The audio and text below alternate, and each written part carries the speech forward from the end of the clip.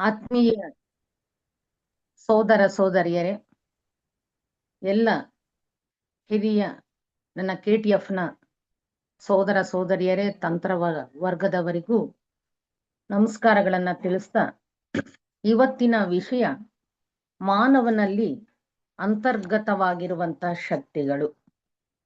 ಮಾನವನಲ್ಲಿ ಅಂತರ್ಗತವಾಗಿರುವ ಶಕ್ತಿಗಳು, ಈ ಒಂದು ವಿಷಯವನ್ನ ನಾನು ವೈಜ್ಞಾನಿಕವಾದಂತಹ ದೃಷ್ಟಿಕೋನದಿಂದ ವ್ಯಾಸಂಗ ಮಾಡೋಣ ಅಂತ ಹೇಳಿ ಪ್ರಯತ್ನ ಪಡ್ತಾ ಇದ್ದೀನಿ.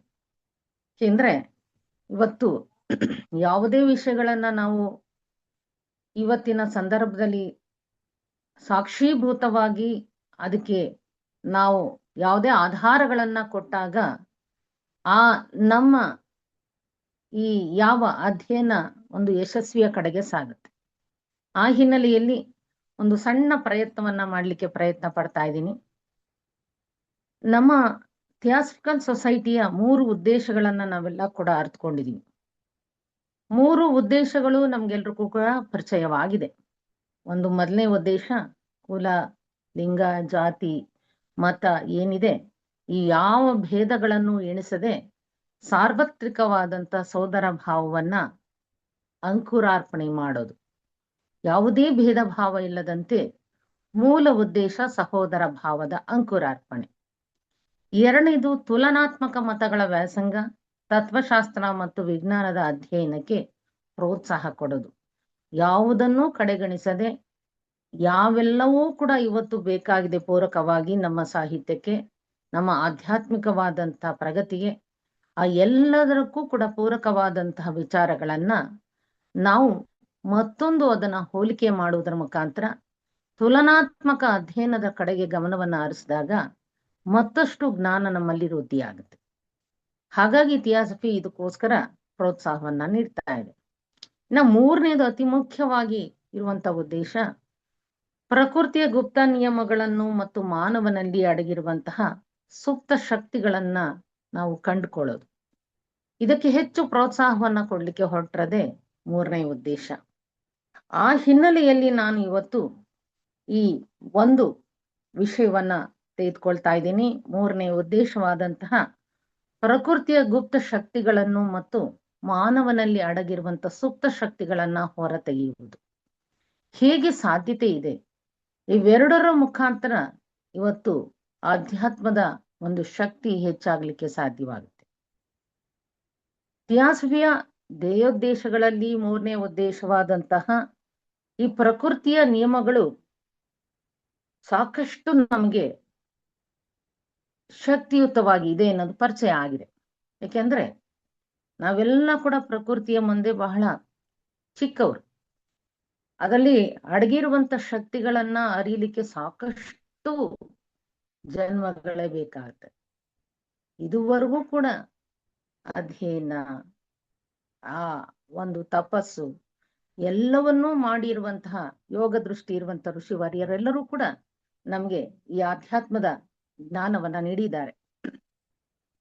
ಹೀಗಾಗಿ ಪ್ರಕೃತಿ ಮತ್ತು ಮಾನವನ ನಡುವೆ ಇರುವಂತಹ ಆಂತರಿಕ ಶಕ್ತಿಗಳನ್ನ ಹೇಗೆ ಕಂಡುಕೊಳ್ಳೋದು? ನಮಗೆ ನೋಡಿ, ಬಾಹ್ಯದಲ್ಲಿ ಸಾಕಷ್ಟು ಕೂಡ ಒಂದು ವ್ಯಕ್ತ ರೂಪವನ್ನ ಕಾಣಿಸ್ಕೊಳ್ಳುತ್ತೆ. ಎಲ್ಲ ಕೂಡ ಪ್ರಕೃತಿಯಲ್ಲೂ ಕೂಡ ಒಂದು ಹರಳ್ತಾ ಇರೋದಿರ್ಬೋದು, ಹರಿತಾ ಇರೋದಿರ್ಬೋದು, ಪ್ರಕೃತಿ ಎಲ್ಲವೂ ಕೂಡ ನಮಗೆ ವ್ಯಕ್ತ ಕಣ್ಣುಗಳಿಂದ ಪಂಚೇಂದ್ರಿಯಗಳಿಂದ ಕಾಣ್ತೀವಿ. ಆದ್ರೆ ಅದರಲ್ಲೂ ಕೂಡ ಒಳಶಕ್ತಿಗಳು ಇದೆ. ಇದನ್ನ ಇವತ್ತು ಸಾಕಷ್ಟು ವಿಜ್ಞಾನವೂ ಕೂಡ ಸಂಶೋಧನೆಗಳ ಮುಖಾಂತರ ಅದರಲ್ಲಿರುವಂತ ಅತೀವ ಶಕ್ತಿಗಳನ್ನ ಇವತ್ತು ನಮ್ಗೆ ಪ್ರಚುರಪಡಿಸ್ತಾ ಇದೆ. ಯಾವಾಗ್ಲೂ ನೋಡಿ, ಈ ಮೂರನೇ ಉದ್ದೇಶಕ್ಕೆ ನಾನು ಯಾಕೆ ಒತ್ತುವನ್ನ ಕೊಡ್ತಾ ಇದ್ದೀನಿ ಅಂತ ಹೇಳಿದ್ರೆ, ಯಾವುದೇ ಒಂದು ವೃಕ್ಷವನ್ನ ನೋಡ್ಲಿ ಅಥವಾ ಒಬ್ಬ ವ್ಯಕ್ತಿಯನ್ನ ನೋಡ್ಲಿ, ಹೊರಗಿನ ಮುಖವಷ್ಟೇ ಅಲ್ಲ, ಅಂತರ್ಮುಖ ಅಥವಾ ಒಳಮುಖ ಅನ್ನೋದು ಇರ್ತದೆ. ಒಂದು ವೃಕ್ಷವನ್ನ ನೋಡೋಣ, ಹೊರಗಡೆ ನಮಗೆ ಕಾಣಿಸ್ಕೊಳ್ಳೋದೇನು, ರೆಂಬೆ ಕೊಂಬೆಗಳು ಅಷ್ಟು ಮಾತ್ರ ಕಾಣುತ್ತೆ, ಕಾಂಡ. ಆದ್ರೆ ಒಳಮುಖವಾಗಿ ಶಕ್ತಿಯನ್ನ ಕೊಡ್ತಾ ಇರೋದು ಬೇರುಗಳು. ಅದರಲ್ಲಿರುವಂತ ಆ ವೃಕ್ಷದ ಬೇರುಗಳು ನಮ್ಗೆ ಕಾಣಿಸ್ಕೊಳ್ಳೋದಿಲ್ಲ. ಹಾಗೆಯೇ ಮನುಷ್ಯನಲ್ಲಿ ಅಂತರ್ಗತವಾಗಿರುವಂತ ಎಷ್ಟೋ ಯೋಗ ಶಕ್ತಿಗಳು ಎಷ್ಟೋ ಬಾರಿ ಕಾಣಿಸ್ಕೊಳ್ಳೋದಿಲ್ಲ, ವ್ಯಕ್ತ ಆಗೋದಿಲ್ಲ. ಆ ಎಲ್ಲವನ್ನೂ ಕೂಡ ನಾವು ಇವತ್ತು ಸಾಧನೆಯ ಮುಖಾಂತರ ಈ ಶಕ್ತಿಗಳನ್ನ ಹೊರತರಲಿಕ್ಕೆ ಸಾಧ್ಯ ಇದೆ.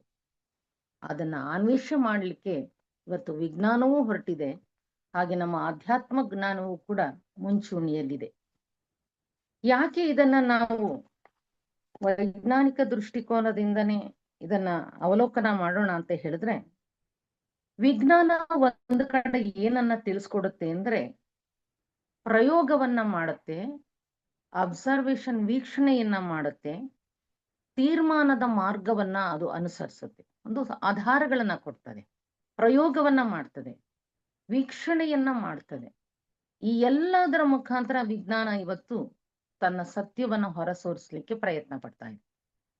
ಅಂತೆಯೇ ಒಬ್ಬ ನಿಜವಾದಂತ ಬ್ರಹ್ಮವಿದ್ಯಾ ವ್ಯಾಸಂಗಿಯು ಕೂಡ ಏನ್ ಮಾಡ್ತಾನೆ, ತನ್ನ ಸುಪ್ತ ಶಕ್ತಿಗಳ ಮುಖಾಂತರ, ಸುಪ್ತ ಶಕ್ತಿಗಳು ಅಂದ್ರೆ ನಮಗೆ ಪರಿಚಯ ಇದೆ, ನಮ್ಮ ನಿಜವಾದಂತ ಚಕ್ರಗಳ ಮುಖಾಂತರ ಲೆಡ್ಬಿಟ್ರ್ ಅವರು ನಮ್ಮ ಮಾನವನ 7 ಸ್ವಭಾವದ ತತ್ವಗಳು ಏನಿದೆ ಇವೆರಡನ್ನೂ ಅಧ್ಯಯನ ಮಾಡಿದಾಗ ನಮ್ಮಲ್ಲಿ ಅಂತರ್ಗತವಾಗಿರುವಂತ ಶಕ್ತಿಗಳು ಸಾಕಷ್ಟು ಇದೆ. ಧ್ಯಾನ ತಪಸ್ಸಿನ ಮುಖಾಂತರ ಮಾತ್ರ ಇದನ್ನ ಸಕಾರಾತ್ಮಕವಾಗಿ ಕರಗತ ಮಾಡ್ಕೊಳ್ಬಹುದು. ಹಾಗಾಗಿ ತನ್ನಲ್ಲಿ ಅಡಗಿರುವಂತ ಶಕ್ತಿಗಳನ್ನು ಕೂಡ ಅದು ಕಂಡ್ಕೊಳ್ಳಕ್ಕೆ ಸಾಧ್ಯತೆ ಇದೆ. ಹಾಗಾಗಿ ವಿಜ್ಞಾನ ಮತ್ತು ಬ್ರಹ್ಮವಿದ್ಯೆ ಎರಡೂ ಕೂಡ ಏನನ್ನ ಮಾಡುತ್ತೆ, ಸತ್ಯ ಶೋಧನೆಯನ್ನ ಮಾಡ್ಲಿಕ್ಕೆ ಹೊರಟಿರುವಂಥದ್ದು. ಎರಡೂ ಕೂಡ ಒಂದಲ್ಲ ಒಂದು ದಿವಸ ಒಂದು ಕಡೆ ಸಂಧಿಸುತ್ತವೆ ಅಂತ ಹೇಳ್ತಾರೆ. ವಿಜ್ಞಾನವೂ ಕೂಡ ತನ್ನ ಸತ್ಯ ಶೋಧನೆಯ ಮುಖಾಂತರ, ಹಾಗೆ ಬ್ರಹ್ಮವಿದ್ಯೆಯೂ ಕೂಡ ಏನ್ ಮಾಡ್ತದೆ, ಒಂದು ಕಡೆ ಸಂಧಿಸ್ತವೆ, ಸತ್ಯದ ಒಂದು ನಿಜವಾದಂತಹ ರೀತಿಯ ಸಾಕ್ಷಾತ್ಕಾರವನ್ನ ಮಾಡಿಕೊಡ್ತವೆ. ಆ ಹಿನ್ನೆಲೆಯಲ್ಲಿ ಇವೆರಡರ ನಡುವೆ ಒಂದು ರೀತಿಯಲ್ಲಿ ಅನೋನ್ಯತೆ ಇರಬೇಕು, ಯಾವುದೇ ಘರ್ಷಣೆ ಇಲ್ಲದಂತೆ ರೀತಿಯಲ್ಲಿ ಅದರಲ್ಲಿರುವಂತ ಸತ್ಯಗಳನ್ನ ನಾವು ವಿಜ್ಞಾನದಿಂದ ತಿಳಿಬೇಕು, ಮನುಷ್ಯನಲ್ಲಿ ಅಡಗಿರುವಂತ ಶಕ್ತಿಗಳನ್ನ ವಿಜ್ಞಾನ ಸ್ವೀಕರಿಸಲಿಕ್ಕೆ ಸಿದ್ಧ ಆಗ್ಬೇಕು. ಹಾಗೆ ಇಲ್ಲಿ ನಿಜವಾದಂತ ಈ ಗುಪ್ತ ವಿದ್ಯಾ ವ್ಯಾಸಂಗಿಗಳ ನಮ್ಮಲ್ಲಿ ಗೊತ್ತಿದೆ, ಎಷ್ಟೆಲ್ಲ ಸುಪ್ತ ಶಕ್ತಿಗಳು ನಮ್ಮಲ್ಲಿ ಇದೆ ಅಂತ ಹೇಳಿ. ಸೂಕ್ತ ಲೋಕಗಳು, ಸಪ್ತ ಲೋಕಗಳು ಕೂಡ ನಮ್ಮಲ್ಲಿ ಇದೆ ಅಂತ ಹೇಳಿ, ಸೂಕ್ಷ್ಮ ಲೋಕಗಳು ಇದೆ, ಸೂಕ್ಷ್ಮ ದೇಹಗಳು ಇದೆ, ಅಂತ ಸೂಕ್ಷ್ಮ ಶಕ್ತಿಗಳು ಕೂಡ ಮನುಷ್ಯನಲ್ಲಿ ಅಡಗಿದೆ ಅಂತ ಹೇಳಿ. ಮನುಷ್ಯನಿಗೆ ನಾವು ನೋಡಿದಾಗ ನಮ್ಮಲ್ಲಿ ಕರ್ಮೇಂದ್ರಿಯಗಳು 5 ಇದೆ, ಹಾಗೆ 5 ಜ್ಞಾನೇಂದ್ರಿಯಗಳು ಕಾಣಿಸ್ತಾ ಇದೆ, ಕೆಲಸವನ್ನ ಮಾಡ್ತಾ ಇದೆ. ನಮ್ಮ ಕಾಲು, ಕೈ, ಬಾಯಿ, ಈ ಕರ್ಮೇಂದ್ರಿಯಗಳ ಮುಖಾಂತರ ನಾವು ಏನೆಲ್ಲ ಸೃಷ್ಟಿಯಲ್ಲಿ ವ್ಯಕ್ತವಾಗಿದೆ ಅದನ್ನೆಲ್ಲ ಕಾಣ್ತೀವಿ. ಹಾಗೆ ಪಂಚೇಂದ್ರಿಯಗಳ ಮುಖಾಂತರ ನಮ್ಗೆ ಏನು ಸಾಧ್ಯವಾಗುತ್ತೋ ಅಷ್ಟನ್ನೂ ಕೂಡ ಗ್ರಹಿಸಿ ಶಕ್ತಿಗಳನ್ನ, ಜ್ಞಾನವನ್ನ ಪಡಿತಾ ಇದೀವಿ. ಜಗತ್ತಿನ ವಿಚಾರಗಳನ್ನ ತಿಳ್ಕೊಳ್ತೀವಿ, ಗ್ರಹಿಸ್ತೀವಿ. ಈ ಎಲ್ಲವನ್ನು ಕೂಡ ಇದು ಹೊರಮುಖದ ಒಂದು ವ್ಯಕ್ತತೆಯನ್ನ ಗ್ರಹಿಸೋದಕ್ಕೆ ಸಾಧ್ಯವಾಗ್ತದೆ.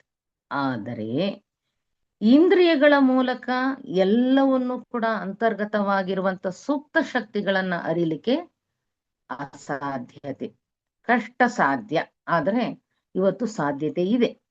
ಯಾಕೆಂದ್ರೆ ಪ್ರಕೃತಿಯಲ್ಲಿ ಅಗಾಧವಾದಂತ ಶಕ್ತಿಗಳು ಇದೆ ಅಂತ ನಮಗ್ ಗೊತ್ತಿದೆ, ನಾವು ಎಷ್ಟೋ ಬಾರಿ ತಿಳ್ಕೊಂಡಿದೀವಿ. ಇವತ್ತು ಆಧ್ಯಾತ್ಮದ ಒಂದು ಪರದೆಯಲ್ಲಿ ವಿಜ್ಞಾನ ಕಂಡುಕೊಂಡಿರೋದು ಒಂದು ಮೂಲೆಯ ಒಂದು ಭಾಗ, ಒಂದು ಪಾಯಿಂಟ್ ಅಷ್ಟೇ ಮಾತ್ರ ಇವತ್ತು ವ್ಯಕ್ತ ಮಾಡ್ತಾ ಇರೋದು ವಿಜ್ಞಾನ. ಎಷ್ಟು ಅಗಾಧವಾದಂತಹದ್ದು ಶಕ್ತಿಗಳು ಈ ಒಂದು ಪ್ರಕೃತಿಯಲ್ಲಿ ಅಡಗಿದೆ. ಇವೆಲ್ಲವನ್ನು ಕೂಡ ನಮ್ಮ ಪಂಚೇಂದ್ರಿಯಗಳ ಮುಖಾಂತರ ಅಥವಾ ಕರ್ಮೇಂದ್ರಿಯಗಳ ಮುಖಾಂತರ ಗ್ರಹಿಸೋದಕ್ಕೆ ಕಷ್ಟ. ಹಾಗಾಗಿ ನೋಡಿ, ನಮ್ಗೆ ಒಂದು ಉದಾಹರಣೆಗಳ ಮುಖಾಂತರ ತಿಳಿಯೋದಾದ್ರೆ, ಬೆಳಕು ನಮ್ಮ ಪಂಚೇಂದ್ರಿಯಗಳಲ್ಲಿ ಮೊದಲನೇದು ಕಣ್ಣು. ಆ ಕಣ್ಣಿನ ಮುಖಾಂತರ ಬೆಳಕನ್ನ ನಾವು ನೋಡಿದಾಗ, ಸ್ವಲ್ಪ ಸೂಕ್ಷ್ಮವಾಗಿ ನಾವು ವೀಕ್ಷಣೆ ಮಾಡಿದಾಗ 7 ಬಣ್ಣಗಳಿದೆ ಅಂತ ಗೋಚರವಾಗುತ್ತೆ. ಇವತ್ತು ಸೈನ್ಸ್ ಕೂಡ ಪ್ರೂವ್ ಮಾಡಿದೆ. ಒಂದು ನೇರಳೆ, ಕಡು ನೀಲಿ, ಹಸಿರು, ಹಳದಿ, ಕಿತ್ತಲೆ ಮತ್ತು ಕೆಂಪು ಬಣ್ಣಗಳು ಅಂತ ಹೇಳಿ. ಅದು ಯಾವಾಗ ಆ ಬೆಳಕಿನ ಕಿರಣಗಳ ಸಂಖ್ಯೆ 1 ಸೆಂಟಿಮೀಟರ್ಗೆ 25,000 ಇದ್ದಾಗ ನಮಗೆ ಅದು ನೇರಳೆ ಬಣ್ಣವಾಗಿ ಕಾಣುತ್ತೆ. ಈ ಅಲೆಗಳ ಸಂಖ್ಯೆ ಕಡಿಮೆ ಆದಂತೆಲ್ಲ ಏನಾಗುತ್ತೆ, ಅದು ಕೆಂಪು ಬಣ್ಣವಾಗಿ ನಮಗೆ ಗೋಚರವಾಗುತ್ತದೆ.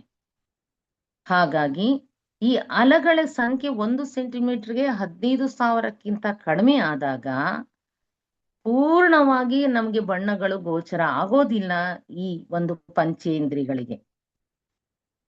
ಆದರೆ ವಿಜ್ಞಾನಿಗಳು ಆ ಸೂಕ್ಷ್ಮವಾದಂತಹ ಅಲೆಗಳನ್ನು ಕೂಡ ಇವತ್ತು ಗುರುತಿಸಿದರೆ ಇದನ್ನೇ ಇನ್ಫ್ರಾರೆಡ್ ಅಂತ ಹೇಳಿ ಕರೆಯೋದು. ಆ ವೇವ್ಸ್ ಅಂತ ಏನು ಕರಿತೀವಿ, ಇನ್ಫ್ರಾರೆಡ್ ವೇವ್ಸ್ ಅಂತ ಕರಿತೀವಿ. ಇದಕ್ಕೆ ಶಾಖ ಇರ್ತದೆ. ಇವತ್ತು ಅನೇಕ ಉಪಕರಣಗಳನ್ನು ಈ ಶಾಖದಿಂದ ಉಪಕರಣಗಳ ಮುಖಾಂತರ ಫೋಟೋವನ್ನ ತೆಗೆದುಕೊಳ್ತಾ ಇದ್ದಾರೆ. ಆಗಲೂ ಕೂಡ ನಮ್ಗೆ ಈ ಕಣ್ಣುಗಳಿಂದ ಅದರ ಶಕ್ತಿಯನ್ನ ಗ್ರಹಿಸೋದಕ್ಕೆ ಸಾಧ್ಯವಾಗೋದಿಲ್ಲ.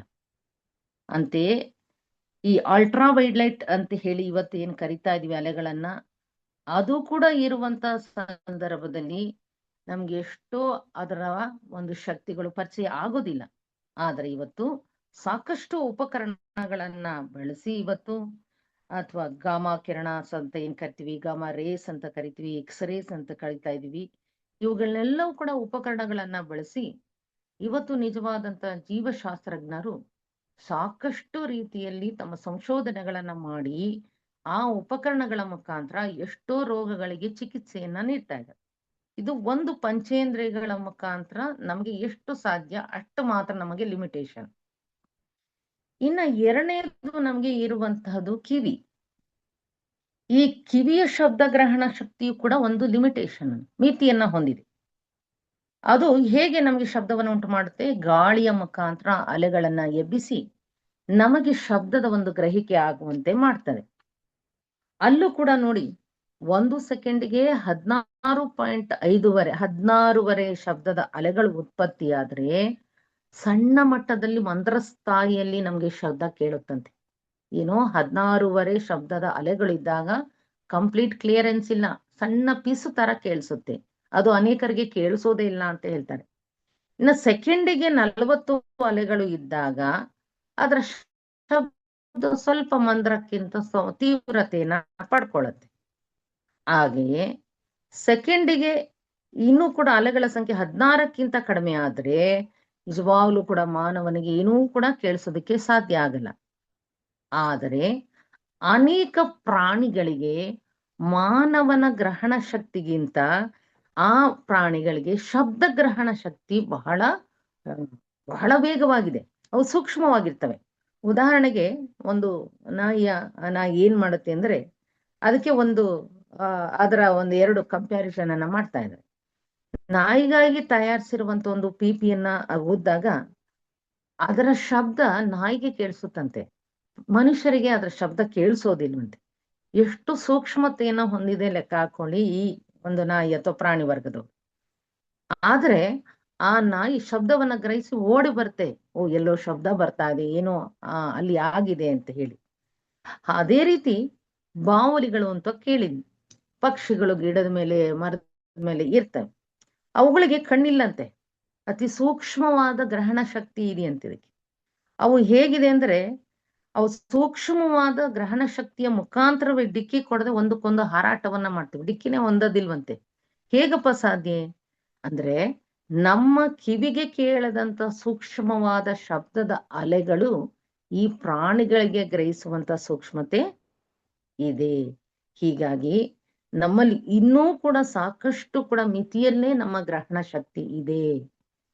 ಆ ಪ್ರಕೃತಿ ನಮಗೆ ಯಾವ ಮಟ್ಟದಲ್ಲಿ ಈ ಗ್ರಹಣ ಶಕ್ತಿಯನ್ನ ಕೊಟ್ಟಿದೆ. ಹೀಗಾಗಿ ಒಟ್ಟಾರೆ ನಾವು ಇಲ್ಲಿ ತಿಳ್ಕೊಳ್ಬೇಕಾದೇನು, ಮನುಷ್ಯನ ಈ ಜ್ಞಾನೇಂದ್ರಿಯಗಳಿಗೆ ಒಂದು ಮಿತಿ ಇದೆ. ಹಾಗೆ ಸೃಷ್ಟಿಯಾಗಿರುವಂತ ಪ್ರಾಣಿ ವರ್ಗಕ್ಕೂ ಕೂಡ ಒಂದು ಮಿತಿ ಇದೆ. ಆ ಚೌಕಟ್ಟಿನ ಒಳಗೆ ಮಾತ್ರ ನಮ್ಗೆ ಆ ಸೆಕೆಂಡಿಗೆ ಎಷ್ಟು ಕೇಳಿಸ್ಬೋದು ಅಷ್ಟು ಗ್ರಹಿಸಕ್ ಸಾಧ್ಯ ಇದೆಯೋ ಅಷ್ಟು ಮಾತ್ರ ನಮ್ಗೆ ಈ ಜಗತ್ತು ಗೋಚರ ಆಗುತ್ತದೆ. ಅಷ್ಟನ್ನು ಮಾತ್ರ ನಾವು ಗ್ರಹಿಸಕ್ಕೆ ಸಾಧ್ಯ ಆಗಿದೆ. ಉಳಿದದ್ದು ನಮ್ಗೆ ಗೋಚರ ಆಗ್ಲಿಕ್ಕೆ ಸಾಧ್ಯತೆನೇ ಇಲ್ಲ. ವಿಜ್ಞಾನ ಸುಮಾರು 1/8 ಮಾತ್ರ ನಮ್ಮ ಇಂದ್ರಿಯಗಳಿಗೆ ಗೋಚರ ಆಗುತ್ತಂತೆ. ಇದುವರೆಗೂ ವಿಜ್ಞಾನ ಏನು ಆವಿಷ್ಕಾರಗಳನ್ನ ಮಾಡಿದೆ ಅಲ್ಲಿ 1/8 ಮಾತ್ರ ನಮ್ಮ ಈ ಪಂಚೇಂದ್ರಿಯಗಳಿಗೆ ಮಾತ್ರ ಅದು ಗೋಚರವಾಗುತ್ತೆ. ಇನ್ನ 7/8 ನಮ್ಮ ಇಂದ್ರಿಯಗಳಿಗೆ ಅಗೋಚರವಾದಿದೆ. ಲೆಕ್ಕ ಹಾಕೊಳ್ಳಿ ಎಷ್ಟಿದೆ ಅದು. ಇನ್ನೂ ಕೂಡ ನಮ್ಗೆ ಅಷ್ಟು ಪರ್ಸೆಂಟೇಜು ನಮ್ಮ ಮಿತಿಯನ್ನ ಹೊಂದಿದೆ.